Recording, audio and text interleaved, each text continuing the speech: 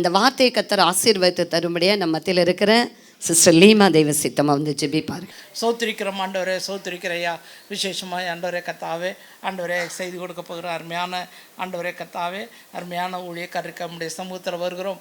ஆண்டவரே கத்தாவே, நம்முடைய மகளை மறைத்து கர்த்தர் நீர் வெளிப்படும்படியாக ஜெபிக்கிறோம். இதுவரைக்கும் எங்கள் மத்தியில் ஆண்டவரே நம்முடைய பிரசன்னம் இருந்து எங்களை நடத்தின தயவிற்காய் ஸ்தோத்திர. தொடர்ந்து நம்முடைய பிரசன்னத்துக்குள்ளே கர்த்தர் நீங்கள் ஆண்டவரே மறைத்து கொள்ளும்படியாக ஜெபிக்கிறோம். கத்தாவே, அடியாளை நம்முடைய உச்சந்தலை முதல் உள்ளங்கால் வரைக்கும் நம்முடைய பிரசன்னம் மூடிக்கொள்ளும்படியாக ஜெபிக்கிறோம். வாயிலிருந்து புறப்படுகிற ஒவ்வொரு வார்த்தையும் கர்த்தர் நீர் கனப்படுத்தும்படியாக ஜெபிக்கிறோம். கத்தாவே, நம்முடைய வார்த்தையை கேட்கக்கூடாதபடிக்கு தடையாக இருக்கிற எல்லா அந்தகார கிரியைகளையும் இயேசுவின் நாமத்தில் கட்டிந்து அப்புறப்படுத்துகிறோம். ஆண்டவரே, இந்த இடத்தை சுற்றிலும் ஆண்டவரே கர்த்தாவே, ஆண்டவரே கர்த்தாவே, உம்முடைய தெய்வீக பிரசன்னம் தங்கி இருக்கும்படியாக ஜெபிக்கிறேன். ஆண்டவரே கேட்கிற உள்ளங்களை ஆண்டவரே எழுப்பும்படியாக ஜெபிக்கிறோம். கர்த்தாவே, தொடர்ந்து ஆண்டவரே கர்த்தாவே, ஆண்டவரே இந்த நேரத்தை கர்த்தர் பொறுப்படுத்திக் கொள்வீராக. மீதியான நேரங்களிலும் உம்முடைய கரம் எங்களோடு கூட இருந்து எங்களை நடத்தும்படியாக உம்முடைய சமூகத்தில் ஒரு விஷயோடு அர்ப்பணிக்கிறோம் ஐயா. தொடர்ந்து கர்த்தர் பொறுப்படுத்திக் கொள்வீராக, பாதுகாத்துக்கொள்ளும், வழி நடத்தும். எல்லா துதிகன மகிமையாக நீர் மாத்திரம் எடுத்துக்கொள்ளும். இயேசு கிறிஸ்துவின் வல்லமையுள்ள நாமத்தில் பிதாவே, ஆமென். தெய்வ செய்தியாளரை அறிமுகப்படுத்தும்படியாக சிஸ்டர் இவாஞ்சலின் கிதியோன் அவர்கள் வருகிறார்கள். அவர்கள் அறிமுகப்படுத்தின பிறகு நாம் நல்ல தெய்வ செய்தியை கேட்க போவோம். பிரைஸ் தி லார்ட், ஹல்லேலூயா. உங்கள் எல்லாரையும் ஆண்டவராகிய இயேசு கிறிஸ்துவின் நாமத்தில் அன்போடு கூட நாங்கள் வாழ்த்துகிறோம். இந்த நாளிலே நம் மத்தியிலே வந்திருக்கிற விசேஷித்த செய்தியாளர் சகோதரி பியூலா பென்ஸ் அவர்களை குறித்து அறிமுகமே தேவையில்லைன்னு நான் நினைக்கிறேன். எத்தனை பேர் அவங்கள பார்த்துருக்குறீங்க? ஒருவேளை நேரில் பார்க்காவிட்டாலும் நம்முடைய வீட்டில் மொபைலில் அதிகமான யூடியூப் சேனல்ஸில் நம்ம சகோதரியுடைய செய்திகளை கேட்டிருப்போம். நிறைய ஷார்ட்ஸை நம்ம பார்த்துருப்போம். எத்தனை பேருக்கு ஆசீர்வாதமாக இருந்திருக்குது? ஹல்லேலூயா. நீங்கள் எல்லாம் திரளாய் கூடி இருக்கிறதை பார்க்கும் பொழுது கர்த்தருடைய வார்த்தைகளை கேட்க அவளாய் வந்திருக்கிறீர்கள். சகோதரி பியூலா பென்ஸ் அவர்களை குறித்து சொல்ல வேண்டும் என்று சொன்னால், அவர்கள் கோயம்புத்தூரில் இருக்கிற கம்ஃபர்ட் சர்ச் அவர் இந்த சபையை நடத்தி கொண்டிருக்கிற பாஸ்டர் பென்ஸ் அவர்களுடைய மனைவி பியூலா பென்ஸ். அவர்கள் 2 பேரும் இணைந்து கர்த்தருடைய நாமத்தை மகிமைப்படுத்தி கொண்டிருக்கிறார்கள். ஆண்டவர் உலகமெங்கிலும் அவர்களை கொண்டு போய் பயன்படுத்தி கொண்டிருக்கிறார் என்று நம்ம எல்லாரும் அறிந்திருக்கிறோம். பாஸ்டர் பென்ஸ் அவருடைய மனைவி அப்படின்றது எல்லாருக்கும் தெரியும். அவர்கள் இன்னொரு விசேஷமானவர்கள் கூட. என்ன அப்படின்னு கேட்டால், எத்தனை பேருக்கு வெஸ்லி ஐயா, அரியலூர் வெஸ்லி ஐயா தெரியும்? அப்பான்னு கூப்பிட ஆசை, எல்லாருக்கும் தெரியும் அந்த பாடல். தேவகுமாரா பாடல் எல்லாருக்கும் தெரியும். என் தேவையை சொல்லி சொல்லி பாவி என் மீது, இப்படி நிறைய பாடலை சொல்லிக்கிட்டே போகலாம். இந்த பாடலுக்கெல்லாம் ஆசிரியர் யாருன்னு கேட்டிங்கன்னா வெஸ்லி ஐயா, அரியலூர் வெஸ்லி ஐயா. அவர்களுடைய 3வது மகள் நம்முடைய சகோதரி பியூலா பென்ஸ் அவர்கள். கர்த்தருக்கு 4 பெண் பிள்ளைகளை கொடுத்தார். வெஸ்லி ஐயா எப்படி ஒரு நல்ல பாடகர்னு உங்களுக்கு தெரியும். அவர்களுடைய மனைவி அவர்களும் ரொம்ப அழகாக பாடக்கூடியவர்கள். ஒரு பாடல் குடும்பம் என்று சொல்லலாம். அவர்களுக்கு 4 பெண் பிள்ளைகள், 4 பேரும் ரொம்ப அழகாக பாடுவாங்க. பெரிய 4 பேருமே ஆண்டவருடைய ஊழியத்தை செய்து கொண்டிருக்கிறார்கள். ஒவ்வொரு இடத்துல பெரிய சகோதரி அரியலூரில் ஊழியம் செய்கிறாங்க, 2வது சகோதரி சேலத்தில், 3வது சகோதரி பியூலா பென்ஸ் கோயம்புத்தூரில், 4வது சகோதரி வாரணாசி என்ற ஒரு பயங்கர கொடூரமான ஒரு இடம் உத்தரப்பிரதேஷ், உங்களுக்கு தெரியும். அங்கே மிஷினரியாக ஊழியம் செய்துட்டு இருக்கிறாங்க. கர்த்தர் வெஸ்லியா கொடுத்த 4 பெண் பிள்ளைகளும் மகிமையான ஊழியங்களை நிறைவேற்றி கொண்டிருக்கிறார்கள். கர்த்தருக்கே மகிமை உண்டாகட்டும். அது மாத்திரமல்லாமல் இன்னொரு காரியத்தையும் சொல்ல நான் ஆசைப்படுகிறேன். பியூலா பென்ஸ் என்னுடைய தங்கச்சி.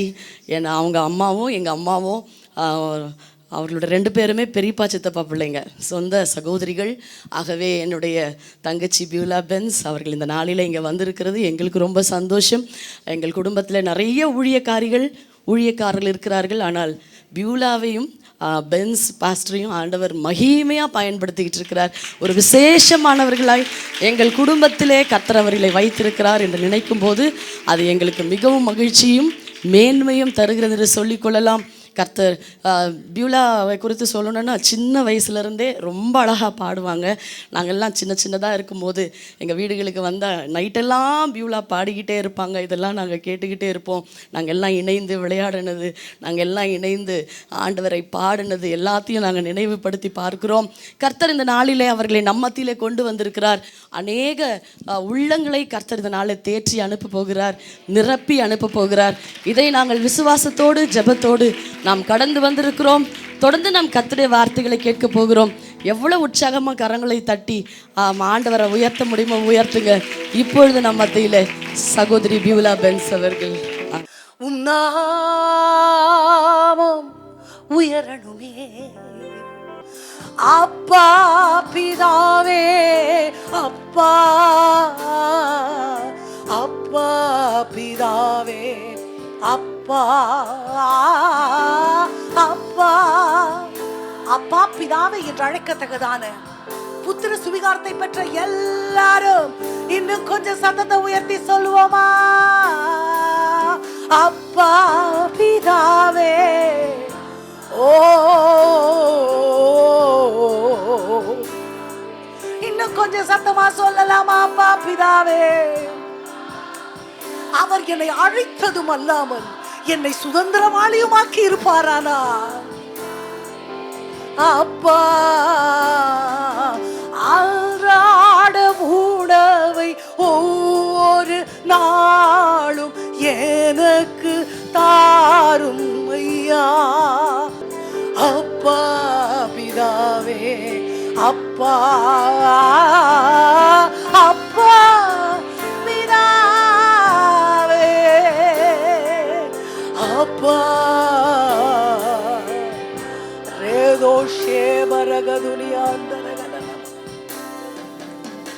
ஒரே ஒரு தடவை சத்தமா ஒரே ஒரு அல்லேலூயா சொல்லலாமா? சூப்பர். இந்த நாளில் உங்கள் மத்தியில் நான் வந்தது உங்களுக்கு எவ்வளோ சந்தோஷமா, அதை விட எனக்கு ரொம்ப சந்தோஷமாக இருக்குது. எனக்கு 19 வயசு 18 வயசு இருக்கும்னு நினைக்கிறேன். அப்போ எங்கள் அப்பா கூட நான் இங்கே வந்திருக்கேன். எனக்கு பாஸ்டரையாவும் ஞாபகம் இருக்குது, இந்த ஆலயமும் ஞாபகம் இருக்குது. உங்களுக்கு என்ன சுத்தமாக ஞாபகம் இருக்காது, ஏன்னா நான் அவ்வளோண்டு இருந்தேன். இப்போ டேஷ், அதனால் உங்கள் யாருக்குமே என்னை ஞாபகம் இருக்காது. ஆனால் எனக்கு நல்லா நினைவு இருக்கிறது. நான் அப்பா கூட இந்த ஆலயத்திற்கு நான் வந்திருக்கிறேன். இப்போது திருமணமாகி இப்போது இந்த மகா சபையில் பரிசுத்தவான்கள் இருக்கிற இந்த பலிபீடத்தில் ஆண்டவர் என்னை கொண்டு வந்ததற்காக நான் ஆண்டவருக்கு நன்றி செலுத்துகிறேன். ஹல்லேலூயா. என்னை அழைத்த பாஸ்டருக்கு அக்கா என்னென்னமோ சொன்னாங்களா, எனக்கு எங்கே போனாலும் ஒரு கதை ஞாபகம் வரும். அந்த கதை மறந்துருச்சுன்னா விட்டுறலான்னா மறக்கவே மாட்டுது, வந்துடுது. இந்த கதை பைபிளில் எங்கே இருக்குன்னு நீங்கள் கேட்கக்கூடாது, உங்களுக்கு சொல்கிறேன். எருசலேம் நகரில் ஆண்டவர் பவனி வரார். கழுதை குட்டியாகிய மரியின் மேலே ஏறி உட்காந்துட்டார். வீதிகளெல்லாம் துணிகளை விரிச்சு ஓலைகளெல்லாம் அசைச்சு ஹொசானா ஹொசானான்னு எல்லாரும் கொத்துறாங்க. ஆண்டவர் அழகா பவனி வராரு. நான் கற்பனை பண்ண நம்ம ஊர் பசங்கன்னா ஹுயின்னு விசில் அடிச்சிருப்பாங்க. அவங்க சந்தோஷத்தை ஏதோ way of expressing. So everything went well. ஏசப்பா இறங்கிட்டாரு. இப்போ கழுதைக்குட்டி வந்துருச்சு ரிட்டன் எங்கள் வீட்டுக்கு வந்து நாக்கிங் த டோர். கழுதை வீட்டில் இருந்துச்சா? எங்கள் கதையில் வீட்டில் இருக்கும். கழுதை பேசுமா? பைபிளில் பேசுது, எங்கள் கதையிலையும் பேசும். போய் மம்மி இன்னைக்கு என்ன நடந்துச்சு தெரியுமா? என்ன நடந்துச்சு? நான் எப்போ அந்த ரோட்டில் தான் போவேன், யாருமே என்னை மதிக்க மாட்டாங்க. ஆனால் என்ன இதுங்களுக்கு இன்றைக்கி தான் அறிவு வந்துருச்சு. திஸ் வெரி டே நான் போகும்போது அவங்கெல்லாம் ட்ரெஸ்ஸை விரிக்கிறாங்க, விசில் அடிக்கிறாங்க, ஒரே சந்தோஷம். எனக்கு எப்படின்னே தெரியல அப்படின்னா, அம்மா அப்படியா, சரி. அடுத்த நாள் காலையில் வேகமாக ஏஞ்சி கிளம்புச்சு. எங்கே கிளம்புற? உங்களுக்கு தெரியாதா நான் எவ்வளோ பெரிய செலிப்ரிட்டி தெரியுமா? நான் அங்கே போனோம். போயிட்டு 5 நிமிஷம் கூட இல்லை, வந்துருச்சு ரிட்டன். ஒரே அழுக. என்ன ஆச்சு? நேற்று போனால் எல்லாம் விசில் அடித்தாங்க, பூ போட்டாங்க, இலை போட்டாங்க, இன்னைக்கு ஒன்றுமே நடக்கலையே மம்மி, எல்லாரும் என்னை துரத்துனாங்களே. மம்மி சொன்னாங்களா, அடக்கழுத ஏசப்பாவும் மேலே அந்த மாதிரி ஏசப்பா உட்கார்ந்ததுனால கிடைச்ச கனம், ஏசப்பா உட்கார்ந்ததுனால கிடைச்ச மேன்மை, ஏசப்பா உட்கார்ந்ததுனால கிடைச்ச பலிபீடம். சிக்கான் பண்ணலாமா சீலியே? இத்தனை மகத்துவம் உள்ள பதவி புழுக்கலாம் எங்களுக்கு, எத்தனை மாதயவு நின் கிருபை, எத்தனை ஆச்சரியம். எல்லாருக்கும் தான். எத்தனை மாதயவு நின் கிருபை, எத்தனை ஆச்சரியம். இத்தனை மகத்துவம் உள்ள, இத்தனை மகத்துவமுள்ள பதவி புழுக்கலாம்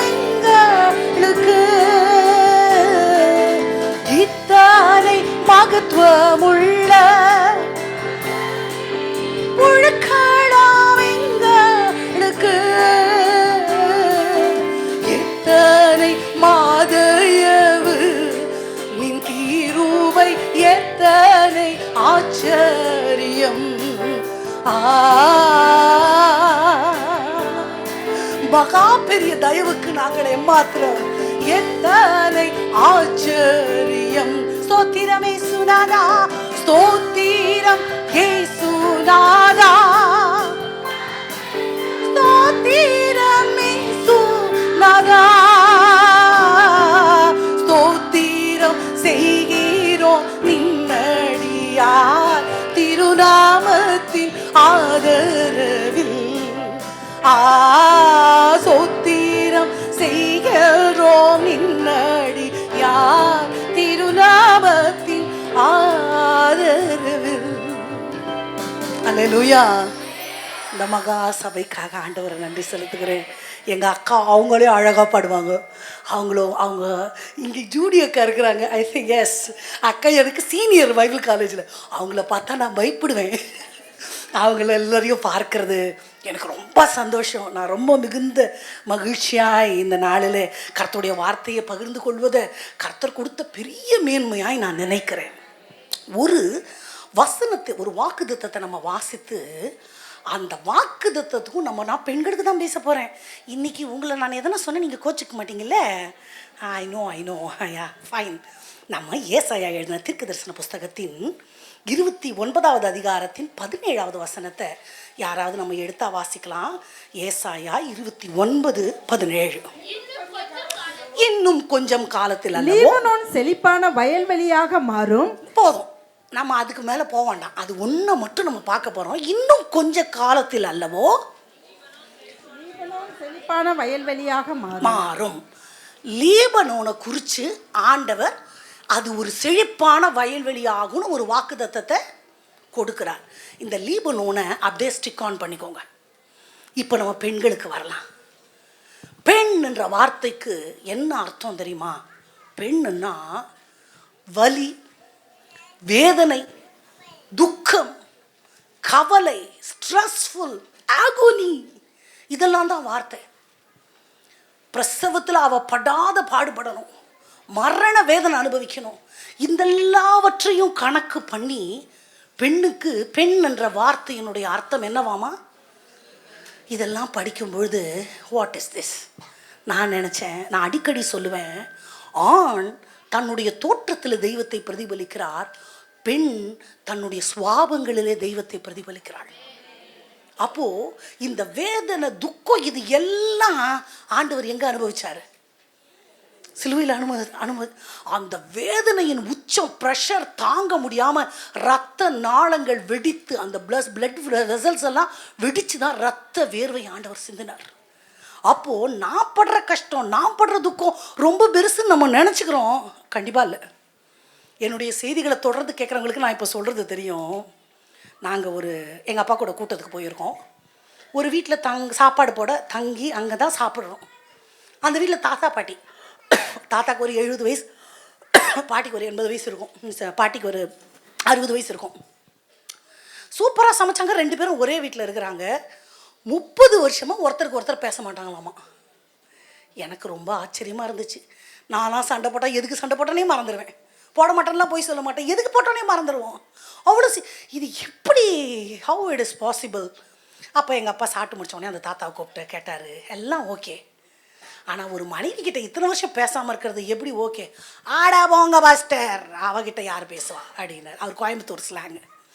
அப்போது ஐயா இன்றைக்கி ஆண்டவர் வந்தாலும் நீங்கள் போக மாட்டீங்க, நீங்கள் போடுற காணிக்கை ஆண்டவர் அங்கீகரிக்க மாட்டார். என்ன இருந்தாலும் 7-7 தடவை மன்னிக்கணும்னு ஆண்டவர் சொல்லியிருக்கிறார்ல. நான் இயேசுநாதரை விட கஷ்டப்பட்டேன் பாஸ்டர்னாரு. இயேசுநாதரை விடவா? அவர் என்ன 3.5 மணி நேரம் சிலுவையில் தொங்கி பட்டு போயிட்டார். இந்த மாதிரி ஒரு பொம்பளை கூட 33 வருஷம் வாழ்ந்தாரான்னாரு. கேட்டால் ஒரு நிமிஷம் நம்மளே கன்வின்ஸ் ஆகிடுவோம். ஐயோ அப்படியான்னு. நம்மளுக்கெல்லாம் என்னதான் அர்த்தம்? நான் தான் இந்த உலகத்துலேயே ரொம்ப கஷ்டப்படுறேன், என் கண்ணீர் தான் ரொம்ப பெருசு, நான் படுகிற பாடுகள் இதான் நம்ம நினச்சிக்கிறோம். ஆனால் என் ஆண்டவர் நான் படுற மாதிரி பல மடங்கு டிப்ரெஷனை பார்த்துட்டார், நான் படுற மாதிரி பல மடங்கு வேதனையை பார்த்துட்டார். நான் கடந்து போகிற எல்லா கடினமான பாதைகளும் என் தேவன் கடக்காத பாதைகள் அல்ல. என்னுடைய வலியின் உச்சக்கட்ட ஆண்டவருக்கு தெரியும். நான் வடிக்கிற கண்ணீருக்கும் கூட வார்த்தை வடிவம் கொடுக்கிற ஒரு தெய்வம் என் ஆண்டவர். எத்தனை பேர் நம்புறீங்க? எத்தனை பேர் நம்புறீங்க? அதனால யாருமே நான் தான் ரொம்ப கஷ்டப்படுறேன்னு சொல்லவே கூடாது. இக்காலத்து பாடுகள் மகிமைக்கு ஒப்பிடத்தக்கவைகள் அல்லவே அல்ல. அப்போ கஷ்டம் வராதா? வரும். வரும்போதெல்லாம் அந்த ஸ்கேலில் கொடுக்கலாமா? அது ஒரே ஒரு வார்த்தை சொல்லணும், மறவேன் மறவேன் நீர் செய்த நன்மைகள், துதிப்பேன் துதிப்பேன் முழு இதயத்தோடு, என் கர்த்தர் நல்லவர், மிக மிக மிக நல்லவர், என்னை விசாரிக்கும் நல் தகப்பனவர். டி போய்க்கலாம் டி. அப்போ அத்திமரம் துளிர் விடாம போகலாம், திராட்சை செடியில பலன் இல்லாம போகலாம், கிடையில ஆடு இல்லாம, மந்தைகள் முதலற்று போகாம, எந்த பக்கம் திரும்பினாலும் ஒருவேளை ஆண்டவர் என்னை மறந்துட்டாரோ, ஆண்டவர் என்னை கை விட்டுட்டாரோ, இனி நான் நோ மோரா, அவ்வளவுதானா, என்னோட சாப்டர் முடிச்சிச்சா, அப்படி மனசு அப்படியே அப்படியே போதும் வாழ்க்கை அப்படின்னு நினைக்கும் பொழுது ஜெபிக்கவே வேணான்னு தோணும். எனக்காக வேற யாராவது வேணா ப்ரேயர் பண்ணட்டுமே, அப்படி இருதயம் சோர்ந்து போய் இருக்கும் பொழுது அதற்கு மேலா சொல்லணும், என் கர்த்தர் நல்லவர், மிக மிக மிக நல்லவர், என்னை விசாரிக்கும் தகப்பனவர். என்னை விசாரிக்க ஒருவர் உண்டு, எனக்கு நீர் பாய்ச்ச ஒருவர் உண்டு, தண்ணீர் நிறைந்த தேவநதியினால் என் தாகம் தீர்க்க ஒரு கண்மலை எனக்காக உண்டு. அவர் என் பட்சமாய் உசாவு துணையாய் எனக்கு ஆதரவாய் நிற்க வல்லவர். ஒரே ஒரு லைன் பாடுவோமா? தாயின் வயிற்றில் தோன்றின நாள் முதல் என்னை ஏந்தி சுமந்து காத்த தெய்வமே, உள்ளங்கைகளில் என்னை வரைந்து கண்மணி போல என்னை காக்கின்றீ. மறுபடியும் சொல்லுவோம், தாயின் வயிற்றில் தோன்றின நாள் முதல் என்னை ஏந்தி சுமந்து காத்த தெய்வமே,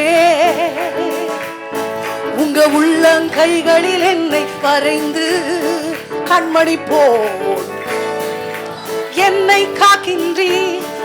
ஓ மறவே மறவே நீ செய்த நன்மைகள், துதிப்பே துதிப்பே முழு இதயத்தோடு, மறவே மறவே செய்த நன்மைகள், துதிப்பே முழு இதயத்தோடு, என் கர்த்தர் மிக மிக நல்லவர், என்னை விசாரிக்கும் தகப்பனவர்.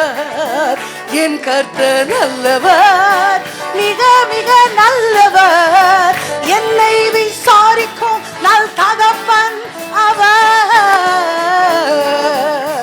கரங்களை தட்டி அந்த தகப்பனுக்கு உள்ளம் நிறைந்த உளமார்ந்த நன்றிகள். So what I said, பெண்ணுன்னா வலி வேதனை, இது சிலுவைகளுக்கு அதுக்கும் பெண்ணுக்கும் சுவாபத்துக்கும் தெய்வத்துக்கும் there is a connectivity, ஒரு இணக்கம் இருக்கிறது. ஆத்துமாக்களை பெறுகிறத பிரசவ வேதனைக்கு தான் ஆண்டவர் ஒப்பிடுகிறார். ஸோ தெய்வத்தினுடைய சுவாபத்திற்கும் பெண்ணினுடைய சுவாபத்திற்கும் நிறைய தொடர்புகள் இருக்கிறதுன்னு சொன்னேன். ஆனால் பெண்ணுன்ற வார்த்தைக்கு வலி வேதனை அர்த்தம். ஆனால் வேதம் என்ன தெரியுமா சொல்லுகிறது? ஒவ்வொன்றையும் படிக்க நேரம் இல்லை, நான் மேற்கோள் காட்டி காட்டி கடந்து செல்கிறேன். நீங்கள் என் கூடவே செய்யலானீங்கன்னா நம்ம மனக்கண்கள் திறக்கப்படும் என்று நான் நம்புகிறேன். ஆண்டவர் என்ன வார்த்தையை சொல்ல விரும்புகிறாரோ அது உங்கள் சிந்தைகளுக்கு புலப்படும், ஆவியானவர் வெளிப்படுத்துவார்னு நம்புகிறேன். ஓகே. ஆனால் லேமுவேலுக்கு அவங்க தாய் அந்த அம்மா ஒரு ராஜாத்தி. அவங்க என்ன பண்ணுவாங்கன்னா, நீங்கள் படிக்க வேண்டாம், நீதிமொழிகள் 31 குணசாலியான, படிக்க வேணான்னா தான் படிப்போம் நம்ம. சரி படிங்க, படித்தா தான் சரி படிச்சுக்கோங்க. அப்போது எதை செய்யாதனுமோ அப்போ தான் செய்யலான்னு தோணும் இல்லை? நானும் அப்படி தான். சரி உங்களுக்கு படித்தா சந்தோஷம்னா படிச்சுக்கோங்க. ஆனால் உங்களுக்கு தெரிஞ்ச வசனன்றதுனால நான் மேற்கோள் காட்டுகிறேன். குணசாலியான ஸ்திரீயை பற்றி நிறைய அதில் சொல்லப்பட்டிருக்கோம். லேமுவேலின் தாய் ஒரு ராஜாத்தி, ராணி.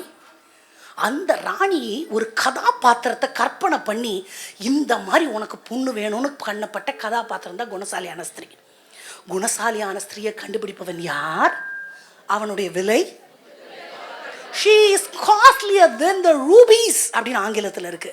முத்துன்னா நம்ம ஒயிட்டாக ஒரு மணி போடுவாங்கல்ல குழந்தைங்க, ஜுவல் போடுறவங்க அப்படி நம்ம நினச்சிக்கிறோம். பட் ரூபீஸ்ன்றது வந்து ரத்தின கல்னு சொல்கிறோம்ல, அந்த மாதிரி ரெட் ஸ்டோன், தட் இஸ் அது வந்து அந்த ரெட் ஸ்டோன் வந்து காஸ்ட்லியை குறிக்குது, ரொம்ப காஸ்ட்லி. ரெண்டாவது அது ரொம்ப உறுதியானது, அது ரொம்ப அழகானது. அது இயேசு கிறிஸ்துவின் ரத்தத்தை காண்பிக்கிற, ரத்தத்தில் மூழ்கின வாழ்க்கையை காட்டுகிறது.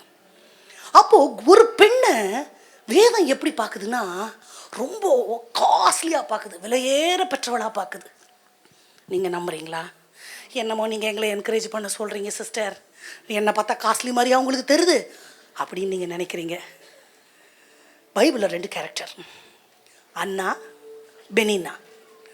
அன்னாள்னா கிருபை பெற்றவள்னு அர்த்தம், பெனினாள்னா காஸ்ட்லி ஜுவல்னு அர்த்தம். கண்ணுக்கு பார்க்க எது அட்ராக்டிவாக இருக்கும்? கரெக்டாக உண்மையை சொல்லுங்கள். கிருபை தான் பெருசு எனக்கு தெரியும், ஆனால் பார்வைக்கு கிருபை, பார்வைக்கு காஸ்ட்லி ஜுவல்லு தான் தெரியும். கிருபை என்பது வெளியே அலங்காரமாக தெரியாது, அது உள்ளுக்குள்ளே இருக்கும். ஆனால் அந்த அம்மா 10 பிள்ளை பெற்றதும் சரி. பெனினாலோட பிள்ளைகள் பேர் யாராவது சொல்லுங்க பார்க்கலாம், எனக்கே தெரியல. ஆனால் அன்னாளுடைய பிள்ளை முதல் பிள்ளை யார் சொல்லுங்க? தான் முதல் பெயர் சபா மட்டும் அவனுடைய பேர் விளங்கிற்று. இன்னைக்கும் நம்ம பிள்ளைகளுக்கு நம்ம சாம்பல்னு பேர் வைக்கிறோம். ஸோ கிருபை என்பது the depth will be very deep. It won't be attractive outwardly. எனக்குள்ளே இருக்கிற கிருபை, என்ன ஆண்டவர் பார்க்குற விதம், என்ன ஆண்டவர் அழைச்ச அழைப்பு வெளியே அதை அட்ராக்டாக தெரியாது, அது ரொம்ப பகட்டாக இருக்காது. ஆனால் அதனுடைய ஆழம் வேறு ஊன்ற ஊன்ற ஊன்ற நீர்க்கால்களோடு போகும்பொழுது வெளியே கனி தரும் போது தான் தெரியும், ஓ இது நீர்க்கால்களின் ஓரம் நடப்பட்ட மரம் என்று. அல்லேலூயா. அதனால் இப்போ வெளியே நடக்கிறதெல்லாம் பார்த்து நான் காஸ்ட்லி இல்லை, நான் தரம் குறைஞ்சி போயிட்டேன் தயவு செய்து நினைக்காதீங்க. ஆண்டவருடைய பார்வையில் விலையேற பெற்றவர்கள் நீங்கள். நான் நம்புறீங்களா? நீ இப்படி சொன்னால் நம்புவீங்க. யுத்தத்துக்கு கணக்கெடுக்கும் பொழுது நம்ம முதல்ல இவங்களாம் கோச்சிக்க மாட்டாங்கன்னு சொல்லிட்டாங்க, அதனால் தைரியமாக சொல்கிறேன். யுத்தத்துக்கு எடுக்கும் பொழுது 30 வயது முதல் 40 வயது வரை, 40 வயது முதல் 50 வரை ஆண் பிள்ளைகள் எண்ணி தொகையிடு.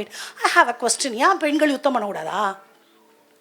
வேட்டையில் மிருகங்களில் ஆணை விட யார் தான் வேட்டை ஜாஸ்தி? கண்டிப்பாக. எடுக்கிற கத்திக்கு தெரியாது இந்த கத்தி வந்து ஆனா பெண்ணா பிடிச்சிட்டு இருக்குது, யார் வெட்டுனாலும். ஆமாம், துப்பாக்கி அப்படி தான், கார் கூட அப்படி தான். காருக்கு தெரியாது, ஐயோ இது பொண்ணு ஓட்டுது, அது நீங்களும் ஓட்டலாம், ஓட்டுங்க. அதுக்கு தெரியாது ஓட்டுறது யாருன்னெலாம். நம்ம என்ன அது அந்த also it doesn't depend upon the gender, அதான் சொல்ல வரேன். அப்போ ஆனால் நம்ம மைண்டு செட்டு ஏதோ பண்ணிக்கிறோம் அப்படின்னு நான் நினச்சேன். அதனால ஏசப்பா ஏன் யுத்தத்துக்கு, ஆண்டவருக்கு தெரியாதது எது, ஏன் பெண்களை ஆண்டவர் யுத்தத்துக்கு அனுப்பலை? வேதத்திலேயே தெபோரால் இருக்கிறாங்கல்ல, யுத்த பெண்மணிகள் இருக்கிறாங்க, வரலாற்றில் யுத்தம் செஞ்ச பெண்மணிகள் இருக்கிறாங்க, ஃபாரின்லலாம் ஆம்புலன்ஸ் எல்லாமே பெண்கள் தான் ஓட்டுறாங்க. எவ்வளோ சாமர்த்தியமான பெண்கள் இருக்கிறாங்க, ஆண்களுக்கு சமமான அதை விட மேலான பணிகளை கூட பெண்கள் செய்கிறாங்களே. ஏன் ஆண்டவரே யுத்தத்துக்கு பெண்களை வேணான்ட்டீங்க? அந்த காலத்து பெண்கள் சொங்கிங்களா, சோம்பேறிங்களா, சோப்பலாங்கிங்களா இருந்திருப்பாங்களோன்னா, எபிரேய ஸ்திரீகள் நல்ல பலமுள்ளவர்கள் என்று மருத்துவச்சிகள் கண்டு அப்போ பலசாலிகளாக தானே இருந்திருக்கிறாங்க. ஒரு அம்மா இருந்தாங்க, இந்த கையில் கடப்பாறையா, ஹேமர் தமிழ் என்ன, சுத்தியல் கடப்பாறைன்ட்டு சுத்தியல், இந்த கையில் கூடாரம் ஆணின்றது கிட்டத்தட்ட 1 முழம் போல் இருக்கும். அப்போ எத்தனை கிலோ வெயிட் இருந்திருக்கும் எனக்கு சரியாக தெரில, ஆனால் 3-4 கிலோ வெயிட் இருக்கும்னு நினைக்கிறேன். இதை தூக்கி கீழே படுத்திருக்கிறவன் ஒன்றும் விவசாயி கிடையாது, அவன் யார்? யுத்த தளபதி சிசேரா. நெத்தி பொட்டில் தொடவும் கூடாது, குறியும் தப்பக்கூடாது. இப்படி தொட்டுச்சுன்னா கண்ணை முழிச்சான்னா இந்த அம்மா ஜோலி முடிஞ்சுது. வெச்ச குறி தப்பக்கூடாது, இது ஒரு கையில் பிடிச்சிக்கணும், கையை அசையக்கூடாது. இந்த கையில் அது இறங்குறது ஹேமர், மண்டையை இந்த மண்டையை துடைச்சி இந்த மண்டையை துடைச்சி மண்ணுக்குள்ளே போகுதுன்னா எதோ பெரிய ஹேமராக இருந்திருக்கும், ஒரு சுத்தியலாக இருந்திருக்கும். இதை ஒரு கையில், என்ன மாதிரி ஒரு புஜபல பராக்கிரமசாலியாக இருந்திருப்பா அந்த அம்மா. எனக்கு ஆசையாக இருக்குது பார்க்கணுன்னு. ஆம்ஸ் வச்சுருந்துருப்பாளோ, ஓகே ஒரே அடி 6 அடி இருந்திருப்பான்னு நினைக்கிறாங்க. யுத்த மனுஷன் தானே, 6 அடி ஆம்பளையை சரிச்சு போட்டா. அப்போ என்ன மாதிரி புஜபலம் இருந்திருக்கும்? Now I have another question. பெண் பலம் உள்ளவளா பலவீனமானவளா?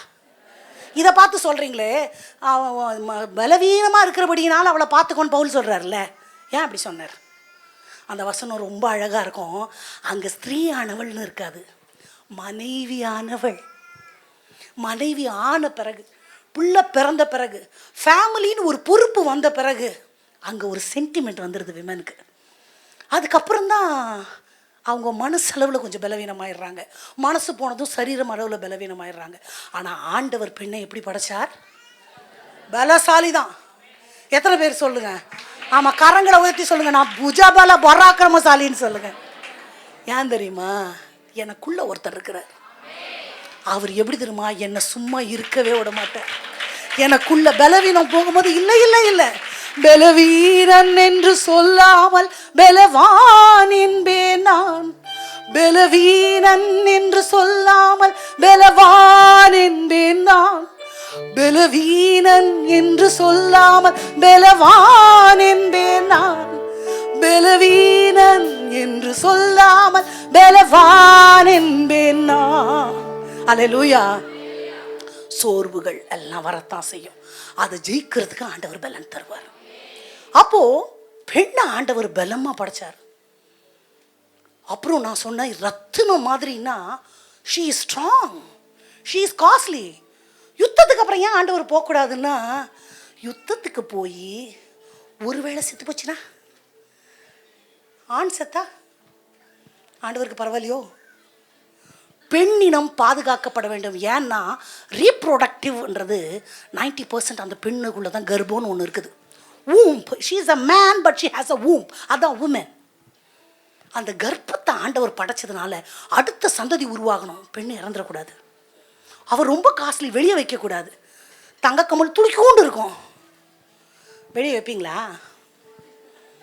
1000 ரூபாய்க்கு செப்பல் வாங்கினாலும் chappal will be out side இல்லை. அப்போ ஆண்டவர் பாதுகாக்கப்பட வேண்டிய இனம். ஏன் தெரியுமா? இந்த பெண்ணுக்குள்ளே தான் ஆண்டவர் ஒரு பெருக்கம். ஆண்டவருக்கு ஒரு பெயர் இருக்கிறது, is a God of multiplication. பிள்ளை பேர் மட்டுமல்ல, எல்லாவித ஆசீர்வாதங்களின் உறைவிடம். நன்மையான எந்த ஈவு, பூரணமான எந்த வரமும் ஜோதிகளின் பிதாவின் இடத்திலிருந்து வருகிறது. அந்த பெருக்கத்துக்கு ஆண்டவர் பெண்ணை நம்புகிறார். ஆமாவா? அவ்வளோ எல்லா ஜீவனை பார்த்தாலும் ஒரு இருக்கும். நானும் ஜீவன் உண்டா இருக்கவும் அந்த ஜீவன் பரிபூர்ணப்படவும் வந்தேன், ஜீவனை காக்கிற. இப்படி தெய்வீக குணங்களினுடைய உள்ளடக்கம் பெண். ஆனால் காலப்போக்கில் எப்படி ஆயிடுச்சு? பெண் புத்தி, பின் புத்தி, பின்னு மாதிரி ஷார்ப்பு புத்தி. பொம்பளை தானே, பொம்பளை சிரிச்சா புயலையே விரிச்சா அப்படின்னா என்ன அர்த்தம்? She worth for nothing. அவங்க கை வச்சா தொலங்காது. அந்த மாதிரி ஒரு நெகட்டிவிட்டி மற்றவங்களுக்குள்ள இல்லை, நமக்குள்ளேயே வந்துடுச்சு. நம்மளுடைய சிந்தைகளில் நாங்கள் ஒரு மீட்டிங் நடத்தணும், யுவதிகள் முகாம்னு. டீனேஜ் கேர்ள்ஸ் ஒரு 300 கேர்ள்ஸ் ஒரு 15 வருஷத்துக்கு முன்னாடி. பெண்ணாக பிறந்ததுக்காக சந்தோஷப்படுறவங்க எத்தனை பேர்னா 3 குழந்தைங்க கை தூக்குச்சுங்க. மற்றவங்க யாருன்னா எனக்கு பிடிக்கல. ஏன் தெரியுமா? வயிற்றில் இருக்கும் போதே அம்மா என்ன அம்மாவுக்கு என்ன குழந்தை தான் வேணும் தெரியல. ஆம்பளை குழந்தை மட்டும் 2 கொம்பு எக்ஸ்ட்ரா வச்சுருக்கானு. அப்போ குழந்தைக்கு மனசில் இருக்கும் போதே தோண ஆரம்பிச்சிருது, என்னோட ஜெண்டர் அம்மாவுக்கு பிடிக்கல. இந்த ஜெண்டர் மேலே இருக்க வெறுப்பு தான் காலப்போக்கில் கர்ப்பப்பை சம்பந்தமான எல்லா பிரச்சனைகளுக்கும் வழிவகுக்குது. என்ன ஆண்டவர் அழகுள்ளவளாய், பலமுள்ளவளாய், வலிமையுள்ளவளாய், அவருடைய ரத்தத்தினால கழுவப்பட்டவளாய் அவரோடு வாழும்படி ஆண்டவர் அழைத்திருக்கிறார். எத்தனை பேர் நம்புறீங்க? உன் மனைவி உன் பந்தியை சுற்றிலும் எப்படி இருப்பா? பிள்ளைகள் ஒலிவு மர கன்றுகளை போல இருப்பார்கள். மனைவி திராட்சை செடியா கொடியா? கரெக்டாக சொல்லணும்.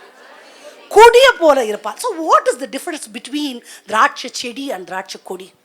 செடி ஸ்டெம் இருக்கும் அதுக்கு, அதனால it will stand firmly, it doesn't need any support. ஆனால் கொடி பார்த்தீங்கன்னா அப்படி தோண்டு தோண்டு விழுந்துடும். அதுக்கு ஒரு நூல் போட்டு கட்டணும், ஒரு தூண் வைக்கணும், ஒரு குச்சி நட்டி அதை டிபெண்ட் பண்ணி தான் வாழும். மனைவிக்கு எல்லா கேப்பபிளும் இருக்குது. அவளால் பிள்ளைய பார்க்க முடியும், குடும்பத்தை பார்க்க முடியும், அவளுக்கு சம்பாதிக்க முடியும் இல்லைப்பா? அவங்களால சம்பாதிக்க முடியும், சமைக்க முடியும், வீட்டுக்காரையும் சேர்த்து பார்த்துக்க முடியும். ஆனால் ஷீ நீட்ஸ் சம் டிபெண்டன்சி. ஆனால் என்ன பண்ணுவாங்கன்னா வீட்டுக்காரை பிடிச்சிக்குவாங்க. வீட்டுக்கார் கணவரே கண் கண்ட தெய்வம். அவர் கொஞ்சம் அடா போமா எனக்கு வேலை இருக்குன்னு அவரை விட்டுட்டு பிள்ளைய பிடிச்சிக்கிறது. ஆனால் நான் சார்ந்து கொள்வது யாரை தெரியுமா? ஆண்டவர் அப்படி தான் படைச்சிருக்கிறாரு. ஆனால் திராட்சை செடியாகிய என் மேலே நீங்கள் நிலைத்து என்ன சார்ந்து சார்ந்து வாழ்வீங்கன்னா நீங்கள் அக்கினியில் போடப்படுவதில்லை, மிகுந்த பலனுக்கு ஏதுவான வாழ்க்கையை ஆண்டவர் தருவார். ஸோ அப்படி தான் படைச்சிருக்கிறார். வண்டி நம்ம ஓட்டினாலும் ஓடும், ஆனால் அவர் தான் டிரைவர் வேலை பார்க்கணும் நமக்கு. ஆமாவா? ஏன் அப்படி உட்கார்ந்தா தான் மேடமுக்கு போய் இறங்க முடியும். நம்ம கடைக்கு போய் காசு கொடுத்தாலும் அதே ஜாமான் தான் வரும், ஆனால் அவர் தான் கடைக்கு போகணும். ஏன்? ஆண்டவர் அப்படி தான் படைச்சிருக்கிறாரு. அப்போது ஆனால் அவரை விட கணவரையாக இருக்கட்டும், பிள்ளையாக இருக்கட்டும், இல்லை நம்ம நேசிக்கிற யாரோ ஒருவரையாக இருக்கட்டும், அவங்கள விட ஒருபடி மேலே தான் நான் ஆண்டவரை வைக்கணும். வைக்கலைன்னா என்ன ஆகும் தெரியுமா? யாரை ரொம்ப நேசிக்கிறோமோ அவங்களால ரொம்ப அழுவோம். ஏசப்பாக்கு நான் ஒரு செல்ல பேர் வச்சிருக்கிறேன், பொறாம பிடிச்ச ஏசப்பா. அவரை விட நான் யாரையும் நேசிச்சிடவே கூடாது. நான் ஆண்டவரை நேசிக்கிறது பெரிய விஷயமா, ஆண்டவர் என்ன நேசிக்கிறது பெரிய விஷயமா? கரெக்டாக சொல்லணும்.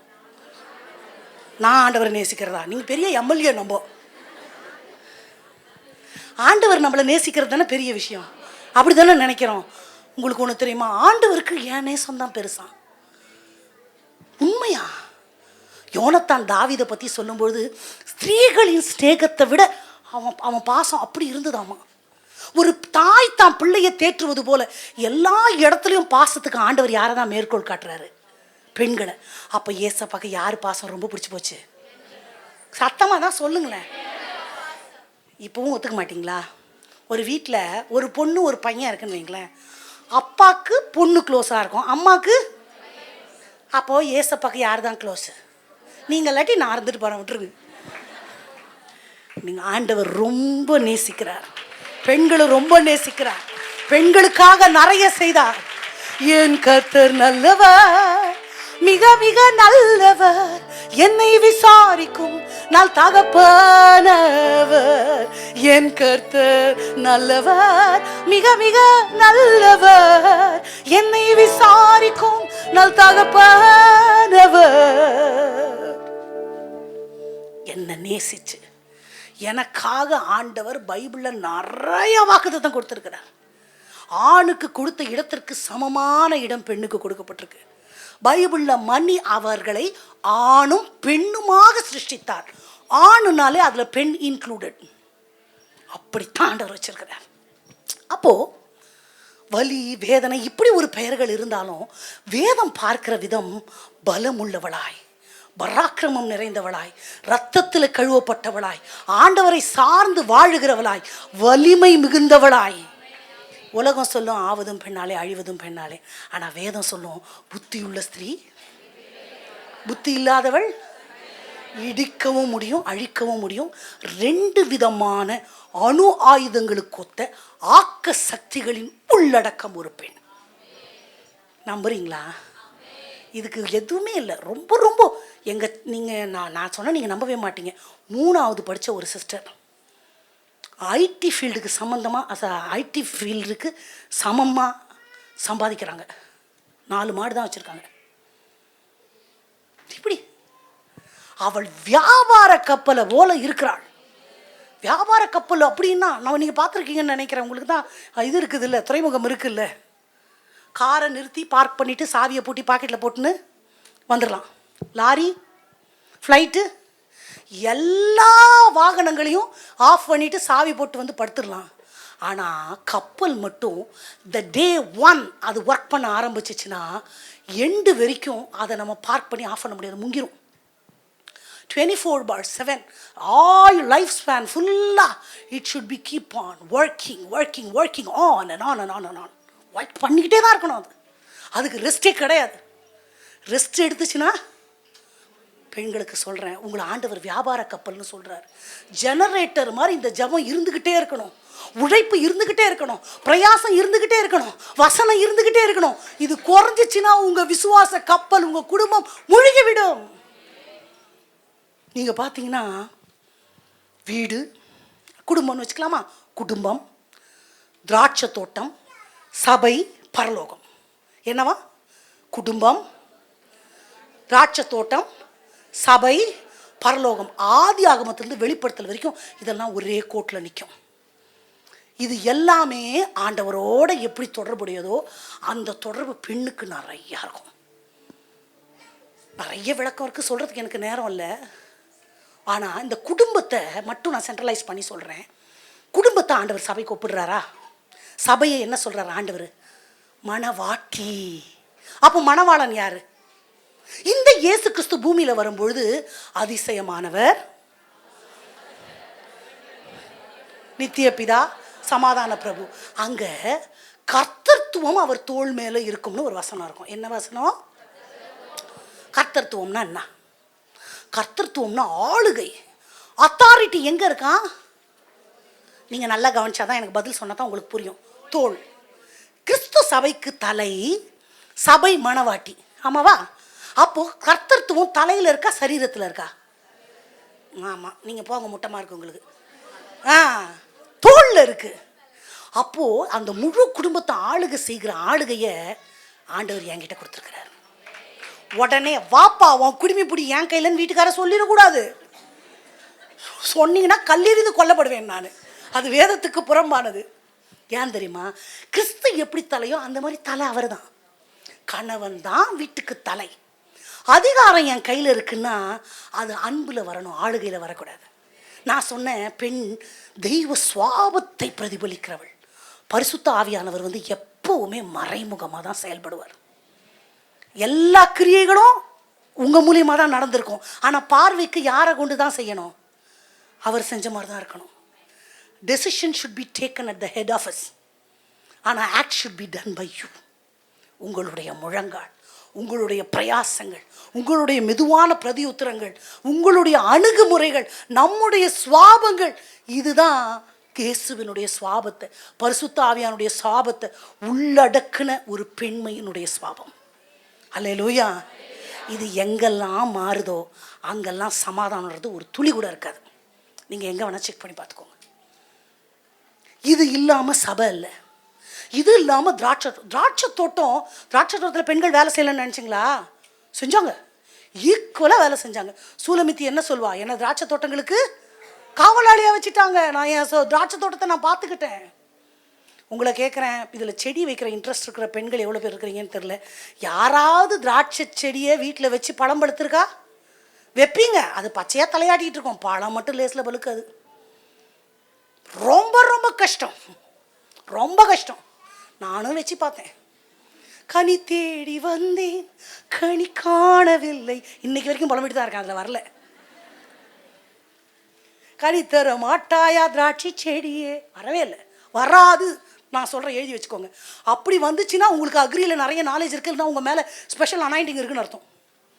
திராட்சை செடி நம்ம பைபிளில் படிக்கிறோம், சிறுநழி கெடுத்துரும், குழி நரி கெடுத்துரும். நம்ம கதை சொல்லுவோம், நரி எட்டி எட்டி பார்த்துச்சா இந்த பழம் புளிக்குதுன்னு போயிடுச்சான். எல்லாத்துக்கும் அது மேலே கண்ணு. So it is very very very very hardest job. எது? அதே மாதிரி தான் குடும்பத்தை கட்டி காக்கிறதும், அதே மாதிரி தான் சபையை கட்டி காக்கிறதும். இந்த திராட்சை கொடி செடியாகி அவரை பற்றி கொண்டுச்சுன்னா அவரை சார்ந்து வரும்போது கண்டிப்பாக கனி உள்ள வாழ்க்கை. சரி, இப்போது நம்ம முக்கியமாக இந்த லீபனோனுக்கு போயிட்டு, இந்த லீபனோனுக்கும் நமக்கு என்ன சம்பந்தம்? இப்போ பெண்ணை பற்றி ஆண்டவருடைய பார்வை என்ன, என்னுடைய பார்வை என்ன, வாட் த வேர்ல்ட் சேஸ், இதெல்லாம் உங்களுக்கு சொல்லிட்டேன். இதெல்லாம் மனசில் அப்படியே ஒரு பக்கம் வச்சுக்கோங்க. இங்கே நம்ம ஏற்கனவே படித்த வசனம் தான். லீபனோன் என்னவா மாறுமாமா? செழிப்பான வயல்வெளியாக மாறும். அப்போ லீபனோன் எப்படி இருக்கு? உங்களுக்கு புரியலையா? என்ன மாதிரி மக்கள் யாருமே இருக்க மாட்டாங்க, அல்ஜீப்ரா கூட புரியாது. எனக்கே புரிஞ்சு போச்சு, நீங்கள் என்னை விட பிரில்லியன்ட்னு நினைக்கிறேன். கரெக்டாக சொல்லுங்கள். லீபனோன் செழிப்பான வயல்வெளி ஆகும்னு ஆண்டவர் சொல்கிறாருன்னா, at present what is the situation? செழிப்பாக இல்லை, ரொம்ப துவண்டு போயிருக்கு. காஞ்சி போய் இருக்கிறவங்கள பார்த்து தானே அப்படி சொல்ல முடியும். என்னை பார்த்து மகளே நீ இழைப்பேன்னு சொன்ன ஆண்டவர் சந்தோஷப்படுவேன். மகளே நீ வலதுபுறமும் இடதுபுறமும் இடம் கொண்டு பெறுவேன், இந்த ஆசீர்வாதம் எனக்கு வேண்டாம் ஆண்டவரே சொல்ல மாட்டேனா இல்லையா? ஆசீர்வாதம் என்பது என்ன? பணமா? யாருக்கு எது வேணுமோ அதுதான் ஆசீர்வாதம். யாருக்கு எது இல்லையோ அதுதான் ஆசீர்வாதம். ஆமாவா? சமாதானமே இல்லை. அவனுக்கு சமாதானம் தான் தேவை. 2 கால் நடக்க முடியாதவனுக்கு அந்த 2 கால் கிடைச்சா அதுதான் ஆசீர்வாதம். அப்போ நீ செழிப்பான வயல்வெளி ஆவாயின்னா how the Lebanon should have been. ரொம்ப வறண்டு அப்படி இருந்திருக்கணும் தானே.